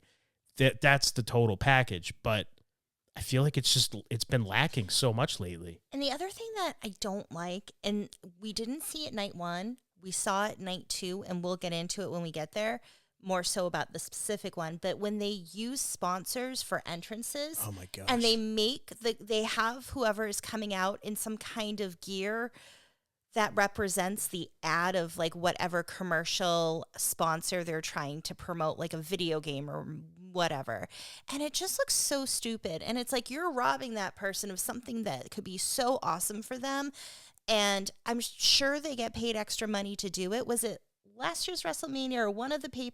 It was last year's WrestleMania where they had the War Raiders come out dressed as some video game. They did it to like Drew McIntyre too, Yep, and I think one other person, and it was awful, and I hate that. And I said to Alex, "Hey, at least they haven't done that." And then one of the matches they did. Yeah, and they didn't do it night 1, but but I mean they had enough commercials, and look at the mat now. It's like there's almost every square inch of that mat is covered. And people could pay to put their names on the mat. Around like the edge. Everything was for sale. Not big enough to read the names. No, but you could get your name. You could pay to have your name on the mat. You could pay to be on the stage, and we'll get to the next thing that happened too. But it's like a little further on. Everything is for sale now, and it's like, okay, is that all this is? Just a big money grab? Like somebody tweeted with Bianca Belair. They were shocked she didn't have like Similac, like a Similac ad, like logo on her belly for the baby formula. Yeah, I know, right? Jeez, but it's true. It's like I don't know. It's just very soulless at this point. The product has like no soul anymore. The heart and soul's gone. It's just a big like, what can we sell? What else can we sell? Yeah, that's all it is. And it's like the people working there have soul. The company doesn't. Yeah, exactly. Yeah, exactly. And that's right. Exactly. Thank you. Yeah, the people working there are great. I'm sure they're not. I'm sure they're not complaining too much because they're making more money than they ever made. But still, it's just like But for the amount of money they're taking in, are they still making when they got to pay for their gear? They got to pay for their hotel, all that. Like, no, you're not paying them enough. All right, well, why don't we get into night 2? Yeah, I had to get into that little rant there. Sorry, but let's get back on topic. Night 2, WrestleMania. 2. So they did have Joe Jonas sing the national anthem. That was during the pre-show, and Alex was like, "Who's this guy?" Yeah, I'm like, and I was like, "The Jonas Brothers." I guess they only wanted to pay for one, maybe. I don't know. Are the Jonas Brothers still an act though? I they don't still know. perform together? I or never is it just listened to them. I didn't either. That's why I'm asking. Like, I didn't know if you knew. I know as much about them as I know about Hanson. That's it. Which one was Hanson? The 3 brothers and the Jonas the 3 brothers. I think they're 3 brothers. So I don't know. Which one was the twins? Nelson. That's right. Nelson. Those guys are cool. Yeah. All right. Anyway. So I love that I knew exactly what you were thinking. I'm like the twin guys. They were on like a podcast. I listened to them recently. And I was like, these guys are actually pretty cool. And they're like totally not what their image was portrayed to be at all. And they even talked about that and how much they hated it and stuff. So it's pretty funny. Yeah. So anyway, moving on. Cena opens up night 2. And the big thing we notice is he goes, "Welcome to night 2 of WrestleMania." And then the screen says WrestleMania. Yeah, he like points to the big stage. screen on the stage. And you hear pyro. And it's just graphics of kind of like fireworks sort of on the screen. It's fireworks on the screen, but it's not actual There's real no fireworks. real like pyro for fireworks. It's just the sound. It's the loud popping and sounds of fireworks, but it was actually on the screen. It was like a digital pyro, if you will. So did anyone else notice that? Did anybody else notice that? Are we the only ones? It was, but anyway, and then the whole like arena, the color scheme went to like this like blue, like an ice blue color, and so it was like kind of a different look for the night. And for whatever reason, the crowd right off the bat way hotter than night 1, like and almost like more filled. It looked more full, but way hotter too. I don't know if they mic'd it differently or if the people were just like, okay, night 1's the warm up. Here's the real WrestleMania. I don't know what it was, but the energy just seemed different and seemed more WrestleMania-esque. You know, I just thought of when we were talking about like the firework graphics because they won't even use like real pyro in National Lampoon's Christmas Vacation. where the boss doesn't give the bonuses and he gives a Jelly of the Month Yeah, club. yeah. And the wife is like, of all the cheap, lousy ways to save a buck. Like, we need that sound clip in there because, like, Yeah. every time they cheap out, I want to play that. I would love to do something like that, but I guess YouTube and other platforms are cracking down on all kinds of sound bites and all that kind of stuff. So Yeah. you can't do any of that anymore. It's insane. But what do you anyway? So the first match, Oba versus Brock. Yeah. Oba Femi versus Brock Lesnar.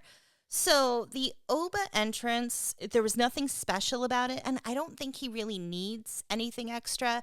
Everybody was chanting his name, and they're doing that Oba strut to Oba his strut, music yeah. when he's coming in. Well, that's the thing. Like a guy like that, he's new to the roster. If they can get away with him not having a big entrance yet. And it worked for that. It worked because the whole place is doing his strut anyway and chanting his name, and it was loud, like very loud. Like again, like I said, night 2, right off the bat, the energy was different. Now it was WrestleMania. Now it felt like WrestleMania. And for somebody being newer, Oba Femi has that larger than life superstar aura to him. And yeah, he's got the look, and he can talk, and everything I've seen of him, guy can go. Yeah. So he's gonna. They got something in him for sure. And we noticed that the commentators did not talk at all during his entrance. Which I like, because then it kind of. Sometimes you need the commentators to talk, to let people know what's going on, whatever, give them some background, all that stuff. Sometimes that's good. But for an entrance like this, and for just the aura and the atmosphere, it was so much better that they hung back and didn't say a word. They might have like said one or two like brief, but it was for the most part silent. And I liked that. I liked that a lot because you can just your eyes and your ears watching what's on the screen. You don't need anybody telling you what's going on. You can just feel the energy and you get kind of sucked into it. That was perfect. Yeah. It was awesome. Brock Lesnar, his entrance, he came out with Paul Heyman, and he got a little pyro. It was like sparklers, sort of, compared to like the regular, huge pyro. But, Paul Heyman did Brock's intro, but I mean, nothing special. It was it, but that was fine.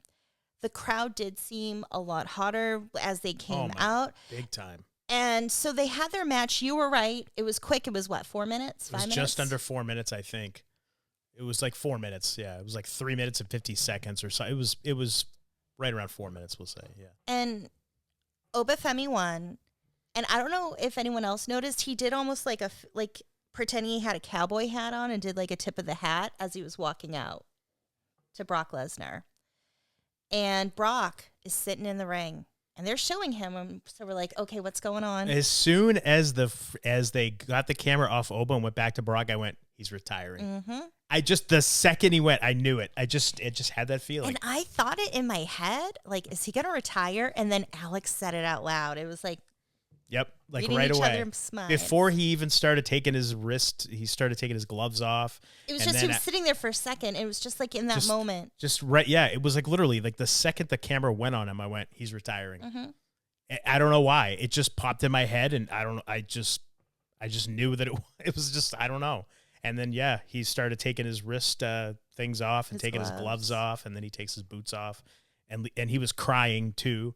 And then he leaves him in the ring and gets up, kind of like waves to the people, and they're all chanting. Paul Heyman gave him a big hug. Yeah, they're all chanting, "Thank you, Lesnar," or "Thank you, Brock," whatever they were chanting. And he walks out. He's like smacking people's hands as he's walking up the ramp. And they shot the whole thing. And the announcers again were pretty quiet. They might have said something like, "What does this mean?" or whatever. Like it was done. It was very well done. And it was almost like being portrayed as like an unplanned thing. Like they didn't know he was going to do it, which, as I said to you, that wouldn't shock me if Brock was just like, I'm not going to top that, because the reactions for the match itself, it was quick. It was explosive. It was exactly what it needed to be to get Oba Femi that big win and get him over. And yeah, it wouldn't shock me if Brock was just like, fuck it, I'm done. I can't top this, or I'm not going to top this atmosphere. Maybe, you know what I mean? And like, it's been rumored for a while that this was going to be his last year in wrestling and that he was going to retire at SummerSlam. But it's like, if I had to choose between SummerSlam and WrestleMania, I'd go, I'll retire at WrestleMania. Yep. It's just a bigger deal. But people were speculating SummerSlam because it's in Minnesota this year. That's where he's originally from and whatever. So I don't know. Yeah, some people speculated that they were going to do something to get him to want to come back. And I forgot the specifics, but basically doing something. Oh, they were going to use Paul Heyman as kind of like the carrot to get him to come back, because Gunther will be harassing Paul Heyman, so he comes back to help Paul Heyman for SummerSlam or something. These are all rumors that you're what reading people on Twitter fantasy and stuff. booking. Like, who cares? Yeah, I don't even care about but that. I thought it was fine. The match was great. Doing it then, yeah. Exactly what it needed to be. Yep, it was good. So then we had the Intercontinental Championship ladder match, and it was weird because it's Commercial Mania, and they come back from the commercial, and there are already 3 people in the ring. Which really, still, talking about it now, pissed me off at the time. Oh, yeah. But really upsetting. Like, you couldn't... It's fucking WrestleMania. It's fucking WrestleMania, and you're cutting off 3 guys' entrances? Like, what the fuck is that? What is this? Again, treating it like a Raw. Treating it like... Yeah, exactly. Like, you could have done this on Raw. What are we doing here? What the fuck are we doing here? And not for nothing, it's not like they were going too long on time, because all the matches were short. I mean, it was done by what, 9:30? They were done Eastern the time? ladder match, and they still had a good 7, 8, 9, 10 minutes. They had plenty of time. So it's like, to say that was done for time, well, fuck you. Then don't put the first hour on ESPN. What the fuck? Like, is that why it was done that way? I don't know, but it's fucking stupid. It's like, I'd be so fucking pissed if I was one of those 3 guys. It was like JD McDonough, Dragon Lee, and Rusev. Yeah, I'd be fucking rip shit if I'm those guys. Yeah. Like, really? I'm not going to get a fucking entrance on TV. And then fuck? What I saw was apparently they were showing some ads in the arena. During their entrances? Wow. It was during, but even still, like on the screen, somebody had a video. They said it was during, like, before or after Dragon Lee's entrance, and it was a Snickers commercial. And I'm thinking, they're showing ads on the screen in the arena. So you paid thousands of dollars. I think like the lowest get-in price was like $800 or something ridiculous. And you're having to sit and watch fucking ads. I'd be ripped shit. I was ripped shit, like I said, just sitting here at home watching. Yeah. It's like, we didn't get their entrances? What the fuck? It makes me not want to watch it anymore, because it's like, you don't even care about wrestling anymore, TKO. You just want money. It's almost like, take what we give you, say thank you, shut your mouth, and watch these ads. Yeah, I was really upset by that whole thing. I was not at all pleased with that at all. And one of the other things I want to mention is that most wrestling fans, I think, will be fine. Like, okay, yeah, commercials. But you come to a tipping point where you keep pushing and pushing and pushing, and you charge so much for everything, and you fuck with people so much, they're going to get that tipping point where they're going to be like, fuck you. They're going to stop watching your product. They're going to stop buying your shit, and they're going to stop paying to watch it on Netflix or ESPN, whatever it is. They're not going to buy tickets anymore. They're done. You say that, but this same company has been running UFC, and UFC's been getting bigger and bigger every year. So we say that, but the facts are, and granted, UFC is a totally different animal than WWE, but it's the same people running it, and they've been doing the same strategy there, and that it has been growing and growing and growing. So I don't know. I don't get it, but it's frustrating as hell for a longtime fan. And for somebody that used to be in the business, and this is what the top company has devolved into. It's just a fucking money grab now. There's no soul anymore. Mm-hmm. It's just, how much money can we bilk out of everybody? But when you have almost as much commercials as you do wrestling. Oh, it's more than that. It was a 4-hour WrestleMania broadcast. I think it was like just under 90 minutes of actual wrestling in 4 hours. Okay, more commercials than wrestling. So, and it was like that on night 1 as well. So you have 4 hours, but you're only putting 90 minutes of actual wrestling in it. It's like, what the fuck are we doing here? But anyway, I digress. All right, let's move on. So we missed the first 3 entrances. We come back from a commercial to Rey Mysterio, and he shoots up from like a trap door in the floor. And that was kind of it, just that little popping up and out. And then he got scream pyro. Yeah, he got screen pyro as Yeah. well. Yeah, he's had that trapdoor entrance before. Yeah. Like, that's nothing new. Nope. So Devon- nothing groundbreaking Nope. for him. Devon Evans comes out, and then Penta came out, and he had a promo video, and he came out with like the samurai warrior helmet thing, and he had flame pyro. But then we found out it was a Mortal Kombat character, so it was the sponsorship, like we talked about, it was where a Mortal Kombat movie. you tie-in. don something for Yeah. one of the sponsors, and I hate that. Yeah, it was just like okay, guess we got it after all. Then and so it was basically like, here's another ad, and then I noticed like all the luchadors were in red. I noticed that too. Yeah. Yeah. I don't know why that is, but. And then there was one thing on my notes, because there was a part where Penta was smacking Rusev while on the ladder. And I asked, is he smacking him? Because it just looked weird, like the way he was like flapping his arm over on like Rusev. Like, and I was just like, is he smacking him? It just looked weird. It looked awkward, but you were like, yep. Yeah, he was smacking him all right. Javon Evans did some awesome, like, jumping. Like, again, his thing is bouncy. But going from the ropes to the top of the ladder, he, like, bounced on the ropes to the top. And that looked really, really cool when he knocked JD off. Everybody in this match had their moments. And JD was awesome in it. Everybody was excellent. He took a ladder shot. Penta threw Rey Mysterio onto Rusev. And so Rey Mysterio falls on Rusev, who's laying on a ladder, and the ladder just like bent and smashed, and Rey's face looks like it smashed into the ladder too. That looked a little like nasty. The edge of it like catapulted and hit him right in the head. It's like, ooh. And then I think it was Penta did the Mexican Destroyer to JD on the ladder. And then Penta ended up winning. Those were kind of like the bigger things that happened in the match. And again, I was watching this match thinking, there's too much going on at once. But that was only in the very beginning, and it kind of turned into you were able to pay more attention. They laid it out, whoever the producers were that worked with these guys, they laid it out really well. Yeah. Not like the women's four-way. I thought it was very well done. Everything flowed well. It made sense. Everybody in it was excellent. So I thought it was really good. Was it like the best WrestleMania ladder match? No, I don't think so, but it was good. It was good.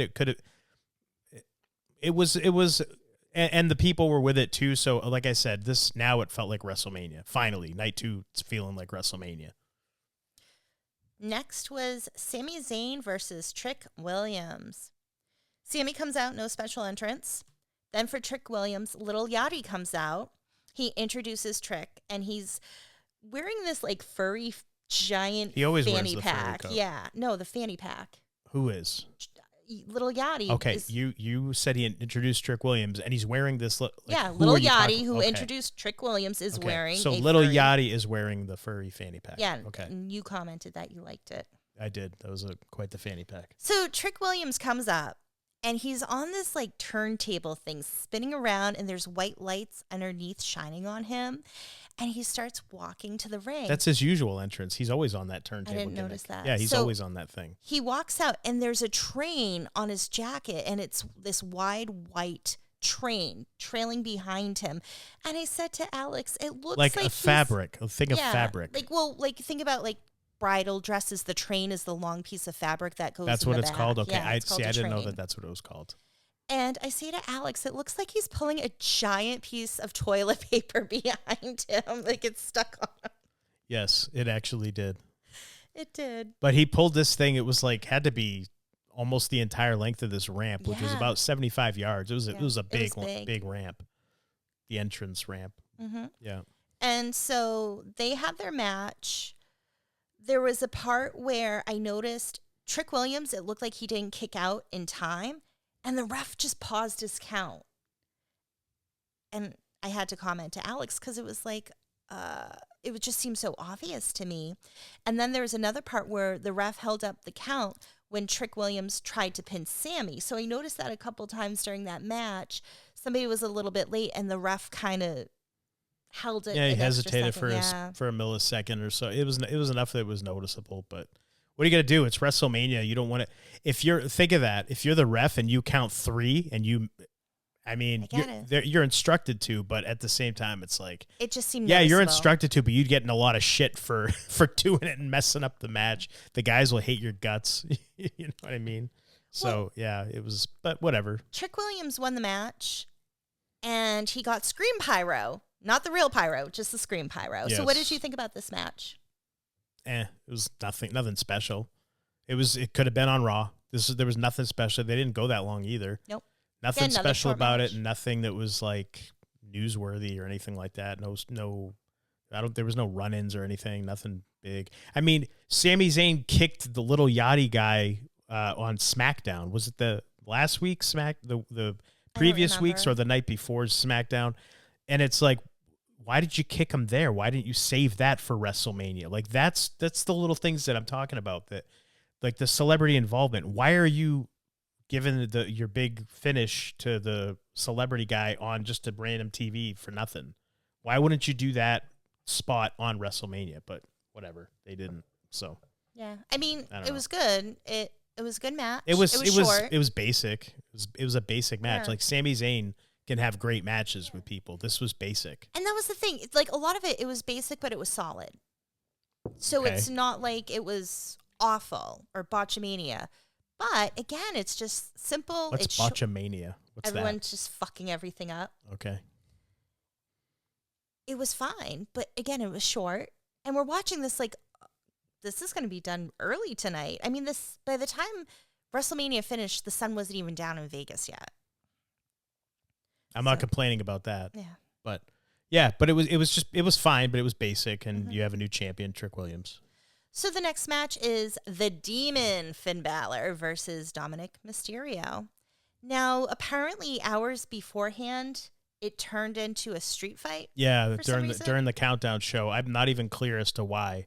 Just Adam Pearce, who's the Raw general manager, went up to Dominic Mysterio in the back, and I missed the dialogue, but I caught the tail end of it, and Adam Pearce said, well, now it's a street fight or something, and Dominic's like, oh? So whatever. I don't know why that was done. It could be because they wanted to have something, some more excitement, or give the guys a little bit more leeway to do more spectacular stuff with weapons on night 2. But man, whatever. It was made a street fight.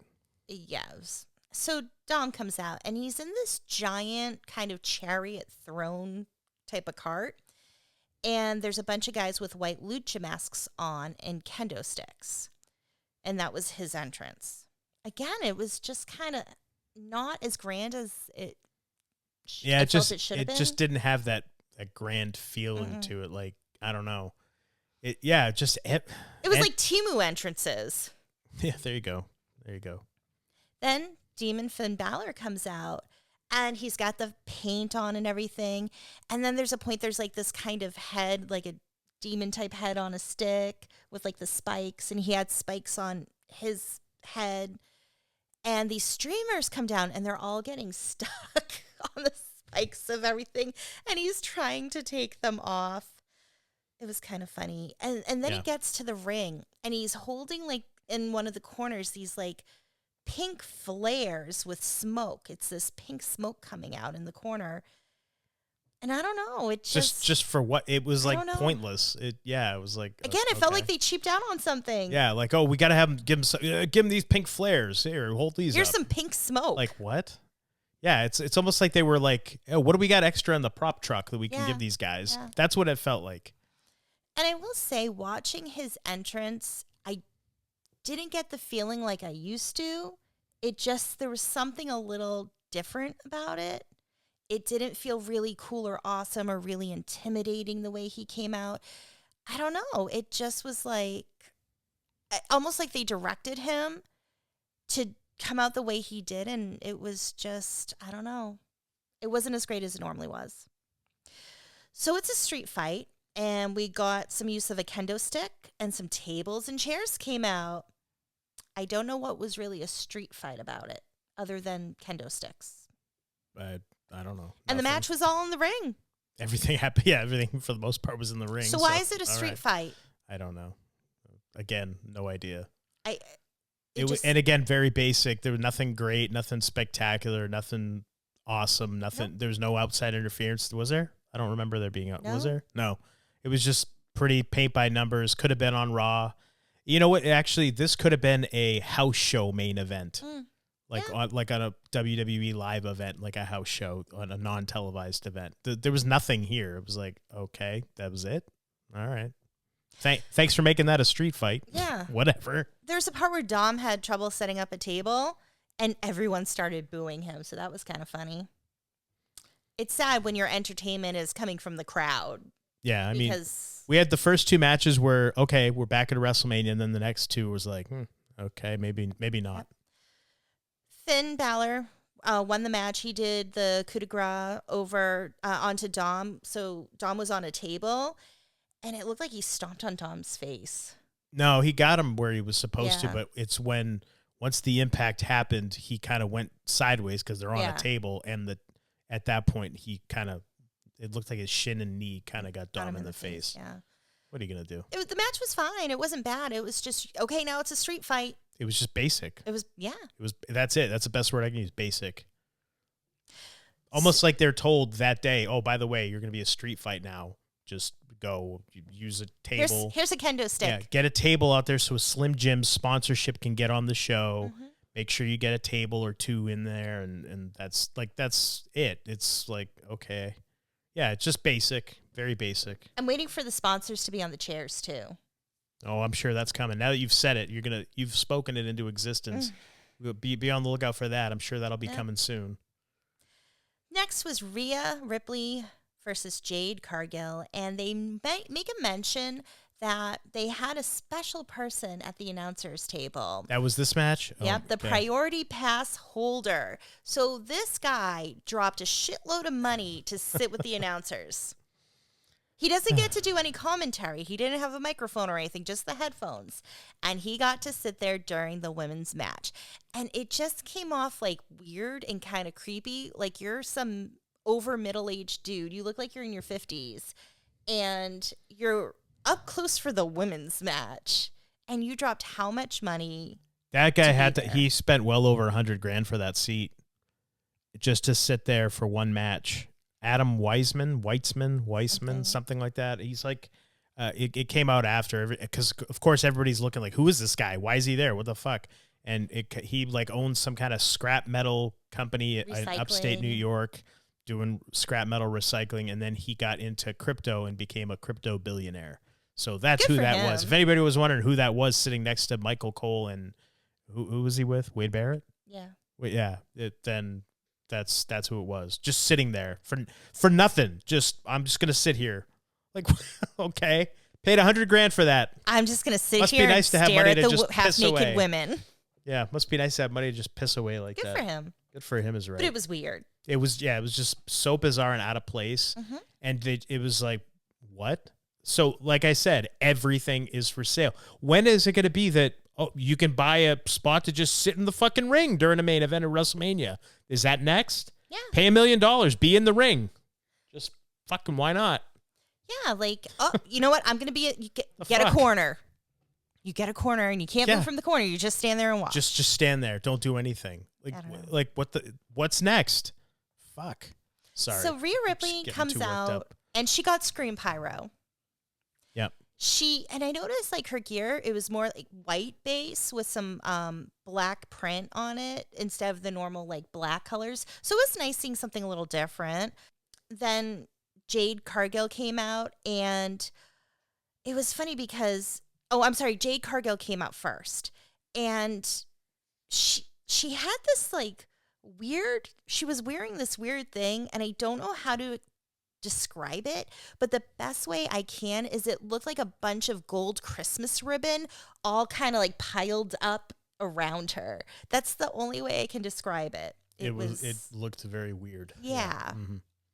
So the women are in the ring and they tie up, and it was a shockingly good tie-up, so much so that Alex commented that was a good tie-up. Yeah, I was shocked because normally you see the tie-up, which is the first fucking thing you learn when you go to wrestling school. This is true. It's usually awful. You watch it on TV and you're just like, how are these guys on TV? They don't even know how to fucking tie up right. These girls had a fucking great tie-up. I was like, wow, you don't see that anymore. Amazing. That was great. There was a part where it looked like Jade kind of sandbagged Rhea when they were doing something. So I was like, is she tired or I don't know. But I told you that she didn't sandbag her. No, That's not that one. Because okay. there were 2 times. The second time, the first time you were like, yeah, she did. Oh, okay. Then, so they're wrestling. BFAB and Michin come out. They interfere. On behalf of Jade. On behalf of Jade. And Alex goes, what the fuck is BFAB wearing? Is she Swiss Miss? Is she a pirate? Yeah, it was weird. Like, what the fuck was she wearing? It like, what is that? Yeah, it didn't make any sense to me. I don't know. I'm not up on culture and fashion and what's cool or hip anymore. So whatever. It's just funny. Because and it was kind of hard to see with everything going on. And I looked too and I'm like, yeah, like what's she wearing? What the hell is she wearing? Yeah. It's then weird. Io Sky comes out. Io takes out Michin and BFAB, and Rhea Ripley won with her Riptide. And I thought both women did really well, but I was impressed with Jade Cargill because we were saying before how she hasn't really progressed in terms of like wrestling the way that we felt she should by this point. And she made us eat our words because best I ever seen her look. Yeah, she did a great job, and it was a really good match. Though it felt short. It was like under 10 minutes again. Women's title match under 10 minutes. It's like every fucking match. Like the Brock and Obafemi match, 4 minutes. That's what it had to be. That was perfect. That's what it should have been. The ladder match, I think they went like maybe 15, maybe, if that. I don't even know if they did. And then everything else was like under 10 minutes. It all felt surprisingly short for a WrestleMania match. What the hell's going on? Yeah. And this too was, and probably because it's Jade and she's not like awesome or anything yet, but it wasn't like a WrestleMania type feel to this match either. I mean, they had the run-ins and the interference and all that, but I thought like just for the little things, this is the best I've seen Jade look. She didn't look like she messed anything up. She seemed way more comfortable. She was way smoother with everything that she did. She should stay a heel. She's a way better heel than she's a babyface. I thought everything she did is the best I've seen her look. I was like, wow, she actually looks like she belongs now. Finally. Mm-hmm. And I thought, oh, is she looking this great because she's actually going over in this? Like, that's what I was thinking to myself. But she ended up losing. And the reason why, too, is because notoriously a lot of wrestlers, you'll I don't know if we've talked about it on the show before, they have the boo-boo face. Yeah. When they're on their way to the ring, you can tell if they're losing a belt or if they're losing a big match, you can tell on their face. I didn't see the boo-boo face on her, and I didn't see it on Rhea, so I was like, oh, wow, no boo-boo face, okay. So I really couldn't tell who was going over, and I thought, oh, maybe Jade's going to actually win. That's why she's looking so good and so polished, and because she didn't boo-boo face, because most of the time it's like the more inexperienced wrestlers that you could see on their face, I'm losing tonight, you know what I mean? But no, she didn't have that, so that was good. That's to her credit. That's how you should be. You should be professional. Like, it's a show. You're not winning and losing anything. It's scripted, right? Yeah. But yeah, a lot of people seem to lose sight of that when it's their turn to lose. So it was good to see on this night. The best I've seen her look, Jade Cargill. And Rhea was Rhea. She's always good. So after that, John Cena comes out and announces the attendance. So for night 2, the attendance was 55,255 people. So they definitely had way more than the previous night. Still not a sellout, but overall attendance for both nights, 106,072 people. You actually took a note of that? Yeah. That, to me, that's the stupidest stat. Like, okay, you're going to combine your stats. Like, who gives a shit? A lot of them are the same people. It's the same, exactly. So many people were there for both nights. It's like, okay, but whatever. Yeah. So they felt the need to announce it and whatever. It's dumb. Anyway. During that, The Miz and Kit Wilson come out and they interrupt John Cena. And then Danhausen made an appearance. He comes out and he has midget Hausens. And Danhausen comes out in this kind of like a Danhausen mobile coffin kind of cart. It's a Danhausen mobile. Yeah, the Danhausen mobile. Thank you. But I'm trying to explain like what it is. And so he comes out and made the segment awesome. Anything the guy's in is entertaining. Very. This was like the most entertaining thing all weekend. Like this was this was so entertaining, and it was so just. It was. Go ahead. I love Danhausen. He's great. He's great. He's entertaining, and it's kind of silly fun without being like ridiculous and annoying. Like, oh, okay, it's not hokey. But he's really entertaining, and so. But even when he's hokey, it's entertaining. But it's not. His whole like, gimmick is hokey. What do you mean? It's so hokey, but it's great. But it's good. It's not like the bad, annoying kind. I don't know. But he comes out and he does the "You Are Cursed," and I'll let you tell him. No, what he did the "You Are Cursed" thing. I don't know. Like, yeah, one of the midgets got pie faced by Miz or Kit Wilson, and then Danhausen directs one of the midgets to go over and take care of him or whatever he said. And the midget walks up and just punches him right in the dick. Boom. Which got a huge reaction from the people, which was awesome. Yeah. And then I think then Danhausen went up and did the same thing to Miz. Like he punched Miz in the dick and Miz goes down. And then he gives him he looks to John Cena, and John Cena's just laughing, enjoying the shit out of this because it's funny. Yeah. And he doesn't have to take any bumps. He could just sit and enjoy. And he looks at John Cena gives him his blessing, so to speak. Like he kind of like does the hand gesture, like it's all yours kind of thing. And Danhausen does the "you can't see me" and does like the fist drop, and the whole crowd chants along, and place goes fucking ape shit nuts. And then Danhausen goes to like the pyro goes off, and he's supposed to disappear, but he runs out of the ring right in front of everybody, and the camera follows him as he goes and hides under the ring. Yeah. And John Cena's face like, what the hell is that? Like Miz gets rolled out, and the midgets are like, and the midgets pick him up and carry him. And I guess guess that was like a Miz call. Like Miz like got that added in later. I saw an interview with one of the midgets, that's what they like to be called, where he was talking about that whole thing and how he said the Miz went up to the troop of midgets, and I forget what they're called, but they're like some kind of a group of them that they perform together. And he asked them, "Hey, what do you think about this? Do you guys think you could pick me up and carry me and walk me to the back up the ramp for a little bit and then just drop me?" And they were like, "I think we can do that." And then Miz went and got that cleared with creative and production and got the whole thing set up. So that was kind of cool to hear that story. But yeah, that whole thing was entertaining as hell. Got the people up, like they were loving it. And Danhausen, I found out, sold so much merchandise over WrestleMania weekend. That Fanatics group that they partner with their merchandising for had to do like a bunch of reorders for all his merchandise, and they're having like this Fanatics Fest or something they do every year in New York City. They just booked him because of the demand for him and because of how much merchandise he's selling. I'm like, that is fucking awesome. Like that makes me smile. It makes me so happy because that's a dude that's self-made. That's all him. He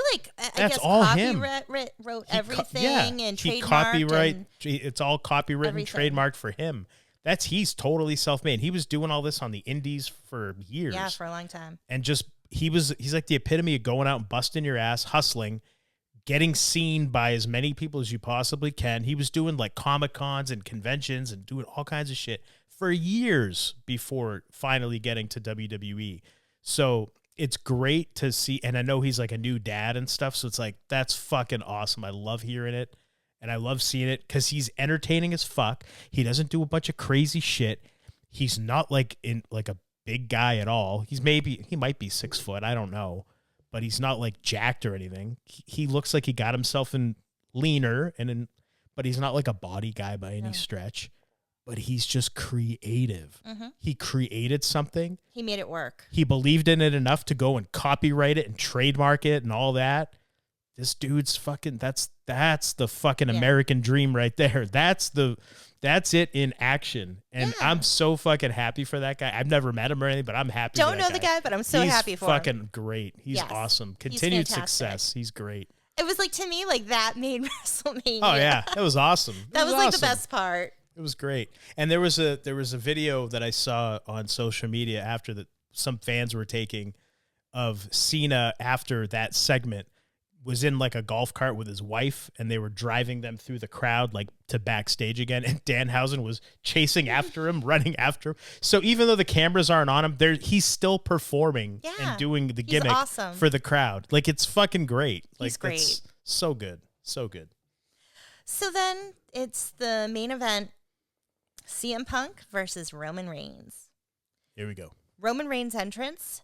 There is a woman singing, a guy playing piano, and a dude on this like 2 giant drums. He's got. I forget what they're called. I forget what they're called, but he's got like the big drums and a snare drum that you couldn't really see, but it was there. And the woman singing to like the sound, like his entrance music that they're doing, and they're showing his family on the screen, the big on the stage, the big screens. So that was kind of cool, and then a new version of his music hits. So we always joke around about how Roman Reigns takes 3 to 5 business days to get to the ring with his entrances, but he actually had a very decent pace walking into the ring, and he got real pyro. It wasn't huge pyro as on the smaller end, but he got real pyro. Then thanks TKO for that. Then CM Punk's entrance. They played a video to AFI, his original Ring of Honor music, and he walks out onto the stage. Like, so they play a video like with him kind of throughout the years as wrestling. Yeah, and he was all like on the roof of the Allegiant State. Is that what it's called? Allegiant Stadium. He was on the roof. It was something they recorded months ago, I'm sure. But he was on the roof while the music's playing, and it's like showing interspersing clips of him throughout his career or whatever. And then CM Punk walks out onto the stage, and the screen is just black behind him. No music. No totally music. Silent Totally silent. Point. And then Cult of Personality starts. Yeah, well, he yells, "It's clobbering time," and then Cult of Personality hits. And Punk had a special jacket on, and it had the names of all the people he knew who passed away, people who worked for WWE, people who he was friends with that passed away recently, because I guess he lost a lot of people. So that was really nice. The commentators talked about it, just mentioning some of the people. He had a big crown on the back for Harley Race as a tribute to Harley Race. Yeah, and we noticed that people were booing CM Punk when he stood up on the announcer's table during the match, and others were like pointing at him. Some were cheering, some were booing. It was just kind of weird. Like, well, there was no clear-cut good guy or bad guy in this, so it's whoever the crowd wants to cheer and whoever they want to boo. Why was that weird? I don't know. It's just kind of weird. Because you're used to the dynamic of the clear-cut good guy and bad guy. Well, this was kind of two crowd favorites, if you will, that both hate each other. So it's kind of like, well, who do you want to root for in this, you know? And honestly, like I said, with this one, especially we mentioned it earlier, the build-up peaked for me like weeks ago. And the stuff they've been doing following that, it's just been like, okay, whatever. Like, didn't make me care about the match any more than... And I get it's WrestleMania, but there was a point where Roman hits... So Punk's hanging upside down in the corner, kind of tied into the ropes. Oh, yeah, this. And Roman Reigns takes the steps, and he hits Punk with it. And I'm like, how is that not a DQ? Right in front of the fucking referee. Yeah. And the announcers tried to cover for it by saying, well, you got to give him a little leeway. It's the WrestleMania main event. But no, that's fucking bullshit. That to me, that's a nitpick. And that's something that I don't know why the fucking ref didn't say something during rehearsal for it. And if it's something that Roman just fucking shot, which he didn't, because CM Punk got color off of that. I mean, he bled. What the fuck are they doing? Like, why is it that they just don't give a shit anymore? And to that degree that they're just, whatever, fuck it. We don't care about rules anymore. Like, I don't know what that was, but that was a little bit, that irked me a bit too. Cause it's like, that's not a DQ, and it's not being explained in any way, and it's not like they said that there's going to be, like, whatever, no rules or more leeway, or they never explained anything until Michael Cole said it after it already happened. And I feel like he had to say that because you're watching going, that's a fucking DQ. Yeah. Like, what is that? Like, that's not... Okay, rules don't apply. This was not a no disqualification match or anything like that. Like, we saw those already. That's not what was happening. And they didn't do much with that either. With those matches. Yeah. So that was a little frustrating to see that. Something else I took note of was CM Punk. He pulls off his wrist tape. Yes. And he kind of balls up. He throws it at Roman Reigns, which I thought was funny. And the ball kind of rolls off onto the mat. And the ref goes to pick it up. So while the ref's back is turned, he's distracted. Punk gives Roman Reigns a low blow. And then he does the GTS and pins Roman, but it's only a 2 count. But I just thought it was funny how he threw the wrist This tape match they went almost like 40 minutes in this match. This match was a fucking excellent main event. Oh, it was great. Excellent. And these two fucking guys, I don't know if they hate each other or not. They made magic together in the ring, though. Everything they did, because I always, whatever. I always watch these like very intently, almost like a student still, even though I'm not doing it anymore. I still like to watch and study everything. The little nuances that they did, just the little things they did, the little shit talking they did, all the things they were saying, their mannerisms, everything was fucking excellent. You believe these guys don't like each other. Like I said, maybe they don't. I don't know. But it was great. Like just little comments they were making. Like towards the beginning of the match, Roman Reigns said something like, "Oh, you're not mocking me now," or something. And Punk's like, "Oh, we haven't got there yet. I'll get there," or something. Like just little shit digs they were making at each other, little mannerisms, things they were saying to each other. It was fucking great because it made you believe. You finally get lost in a match. This was a WrestleMania match. This was finally, after 2 fucking nights and countless commercials, you're finally getting what you paid for to see, which was a fucking wrestling match, a great fucking wrestling match. It was awesome. Roman Reigns won the match, and he got Scream Pyro. Not real pyro, he got Scream Pyro for the win. Pyro. Yep. And again, it wasn't a super long match. It went like 35, maybe 40 minutes. That's super long if you're considering compared most to of the time, rest of all the matches, it was like the longest. By far. I know. But it's just like it was so good. You said it wasn't super long. That's sorry. Long. That's long. No, it wasn't super short. I'm sorry. Okay. Because all the other matches were so short. Yeah. So, I'm sorry, I meant to say super short. Okay. Like, what? My brain's like, because it went longer. Yeah. I just want to say the notes I had. For WrestleMania, they substituted grand entrances for video packets and screen effects. They may be saving money, but they're taking away what is a major part of WrestleMania. So that was something about the night. Like, I wrote it down because that's the stuff that helps give that WrestleMania feel. And it came off like they're trying to save money, like they're trying to downplay it. They want to scale it down. And I don't like that. No. Nope. No, fucking terrible. I put Danhausen wins for the best entrance of the night. Yeah. That was my other note. Yeah, that was great. Like, as goofy and cheesy as that gimmick is, it's fucking excellent. It's entertaining as fuck. It's a perfect WWE gimmick. Yeah. Now, if they could just pull their heads out of their ass with everything else they're doing, be great. And it makes me wonder, how much are they actually producing Danhausen? Are they coming up with this shit, or is he coming up with this shit and just saying to them, I think I'm going to do this? And they're like, fucking great. Like, because his stuff, even like if you watch the clips that they'll put online and stuff, he'll come out during the commercial breaks on Raw and SmackDown and just talk to the crowd for like whatever, a minute, and like toss out T-shirts to the crowd. Those are always entertaining every time, and the place goes nuts for him every time he's in front of the people love him.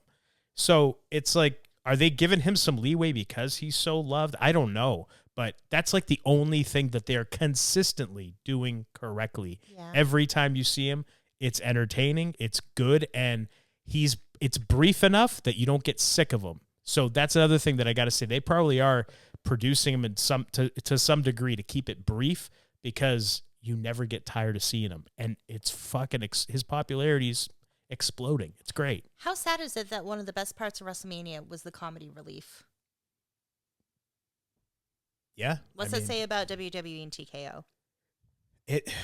Again, I don't know I'm very far removed from that business now. I watch it now as a spectator more than an insider, and I don't know what's going on there, but I don't know. I don't know what's going on. Like, they have that Unreal show that they started on Netflix, and I'm wondering if they're going to address some of these things in like a future season, but obviously you got to wait 6, 7, 8 months for that to even find out. But it's like, even that show, it's like, that's just all scripted too, even though they say it's real. It's obviously not.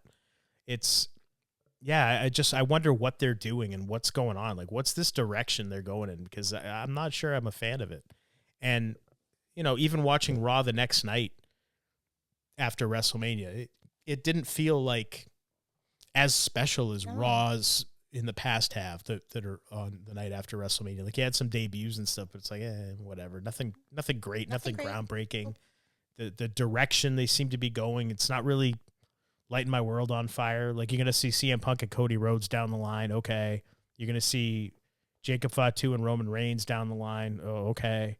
Like, nothing seems like exciting and overly, like, Obafemi came out on Raw and just said the ruler is here, or the ruler has arrived, or something. And that's it. That's all he said. And then he left. Okay. Well, who's he wrestling next? We don't know. Nothing. We have to. It's like, what's going on? Like, there's no. It comes off like they don't know. They're putting some vagueness out there, like, oh, this could happen. Oh, but if it doesn't, we didn't say that was happening. Yeah, it sounds like they don't know what they're going to do next. So it makes me wonder what is going on there that they are so uncertain of their next steps. Or they are certain and they're just portraying it this way. I don't know what's happening. I know that the Road Dogg quit creative like a couple weeks before WrestleMania. I don't know why or anything like that, but I'm sure that it's got to be frustrating working there. I feel like they didn't portray him very well in the Unreal thing either. No, they didn't. They didn't. But, I mean, again, I don't know. Like, I don't know what's going on there. I don't know if there's people that are maybe not as influential as they maybe once were. If it's now the TKO people are just saying, hey, put this in the show, get this in the show. And they're, with no respect or know-how or knowledge of how the process works, they're just like, nope, get this in, and not giving them any time. And they're just like, fuck. And that's why it seems thrown together, because it is. I don't know. I don't know what's going on. I have no idea. I have no inside information.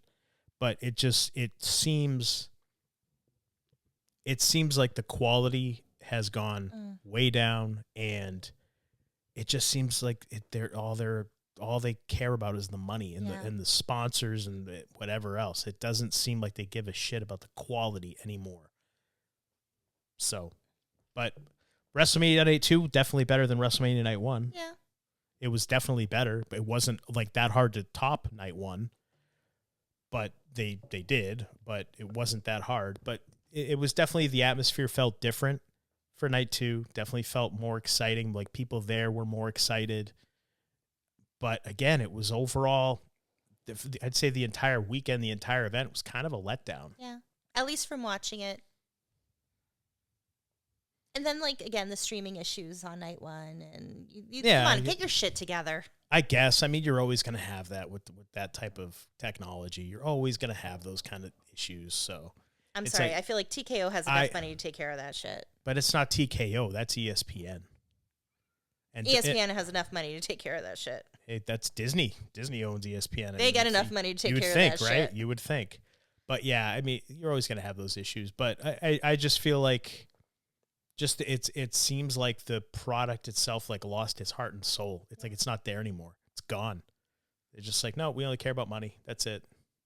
Shut your mouth. Give us your money. Pay us your money. That's and it. You're gonna like what we tell you to like. Yeah, we're gonna just keep selling as much sponsorship as we can, and that's it. Yeah, it's.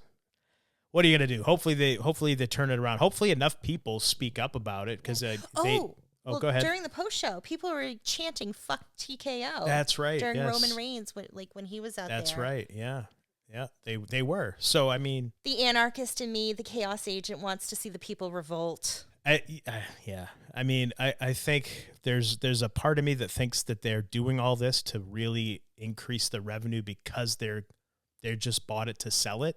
I really still feel that way, that it would not shock me at all if they sold it to Saudi Arabia. I just saw there's another pay-per-view in June in Saudi. Yeah, they announced it today, actually. It had been announced previously, but they like really announced it today that it is taking place in Saudi Arabia. So even with all the shit going on in the Middle East, they're still going. Like, there's still a war happening. Yeah, they're still going. They don't care. So it's like, okay. And WrestleMania is scheduled to be in Saudi Arabia next year. And my question is, what if June comes and there's still a war and nobody can fly? They'll get them out there on a boat like 2 weeks prior. They'll get them on a cruise ship and get them fucking sailing out there. That's, they just can't go through the Strait of Hormuz. But they'll get them there one way or the other. They'll figure something out. I mean, come on, like, I don't know. It just the whole thing is just so. It's not. Yeah, I don't know. I don't know what else to say about it. It doesn't feel like the WWE of old. Well, which it's not. Obviously, it's new ownership, but it's gone in such a direction that is so far removed from what it was. That ain't what it used to be. It's getting close to unrecognizable now. It almost feels like when Vince left, we said it before, it was like, like WrestleMania 40 was like the pinnacle. It was the best. And then it started going downhill.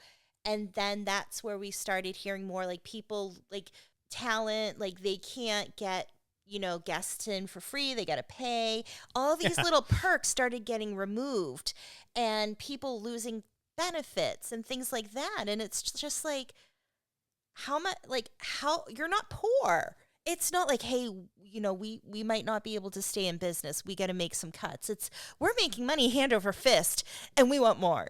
That's like, I get that's corporate America. Greed, yeah. That's how it is. I mean, that's everything nowadays. And I don't want to devolve too much off of what we're talking about, but you see that with everything. You see all kinds of like fast food chains that get bought up by like Chipotle got bought by a private equity firm. All of a sudden, all the portions got way smaller, and like that's what happens. But the prices go up, the portions get smaller. My point is, this happens, and they keep taking and taking and taking without giving us enough, and that's why I feel like that tipping point could come.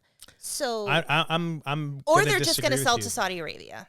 I'm going to disagree with you. I don't think that tipping point's going to come. And I want to see it. I want to see it happen too, because I want, for the good of the business and the art form of professional wrestling and all that it encompasses, I want it to be represented better and not just this commercial money grab. Yeah. Like, it takes the magic out of it. I want everybody there to make money. They fucking deserve it. You know how hard wrestling is? They're not making the money. They're not. That's the problem. I want everybody to make money, make a good living. But if the money was going to all the talent, all the employees, everyone like busting their ass to make a good show, okay, that's great. But it's not. Yeah, it's not like there's a profit sharing aspect to this. It's you're getting paid $200,000 a year for your spot on the card, and that's all you're getting. Doesn't matter. Doesn't matter if we want you to go to Mexico and wrestle on AAA, or if we want you on NXT this week, you're going to get the same $200,000. And that's not a lot of money, especially when you're paying for all your hotels, all your gear. And that's not everybody. I'm saying there's some guys on the roster that are making that. Not going to say who, but there's some guys that make that. And then you have other guys that are making $10 million a year, and they have the same type of schedule. So it's just the way that the pay scale, the pay structure of everything has changed dramatically. There's no house shows. There's no live events. It's not as incentive-based as it used to be. And I feel for certain people that the product suffers because of that. You're not as incentivized when you're making $10 million a year to go out and work as hard. I wouldn't be like, fuck that. I'm not going to take these risks. I'm not going to do all this kind of crazy stuff that I used to do to get noticed, to get higher up on the card. I'm already making $10 million a year. What the fuck am I going to do all that for? And then you have, the people that are trying to move up the card, but it doesn't matter. Your effort is not commensurate to what you're being paid anymore. It's these guaranteed contracts that's the problem when you have that. So, and no house shows. Yep. So that was WrestleMania. What are you going to do? Yeah. So anyway, tell us what you thought. I'd love to hear everybody else's thoughts. You know how to reach us, how to find us. We've been talking for over 2 hours. Ow! I just hit the microphone. Wow, we've gone almost as long as one of the nights. Yep. Almost. So until next time, I am the Golden Greek, Alex Arion. I have been joined, as always, by my beautiful, lovely, gorgeous, amazing wife, Monique. And you've been listening to the Homewrecker podcast.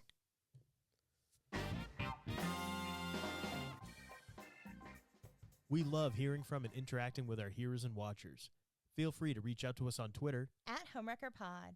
You can also visit our website, homewreckerpodcast.com. where you can check out past episodes and pick up some Homewrecker Podcast gear from our online store. Also, if you haven't already, please hit the subscribe or follow button wherever you're hearing or watching our show. That way you can be notified whenever a new episode drops. We're on all major podcasting platforms, and you can check out the video versions of our show at YouTube and Brighteon. You can also find Monique in a few places online as well. I'm on Twitter @_MoniqueGiselle_. If you're interested in a tarot reading, organite, incense, candles, and other cool things, you can go to my website, tarotbymonique.com. Or if you're interested in hypnotherapy, you can go to innerstandingshypnosis.com to schedule a free 20-minute consult. And follow me on Twitter @MoniquePCHT. And Alex, how can people find you? You can find me on Twitter @TheAlexArion, and you can check out my website, AlexArionFitness.com. And if that's too much to remember, we get it. That's why we put it all in our show notes. Thanks for spending your time with us, and we appreciate all of your support. We do. Thank you. We love you. Many people are unaware just how much hypnotherapy can help them, or think it's only to help lose weight or quit smoking. But there is so much more hypnotherapy can do. It can help with stress, anxiety, insomnia, phobias, performance enhancement, connecting with your spirit guides and higher self. You can even discover past lives and your life between lives. Heal traumas, break habits, find your deepest truth, or just have fun discovering who you really are, all from the comfort of your home. I'm Monique Pliakis. I'm a certified hypnotherapist, and I want to help you. Schedule a free consult by going to www.innerstandingshypnosis.com. That's INNERSTANDINGSHYPNOSIS.com. Inner Standings Hypnosis. Find your power and ignite your inner light.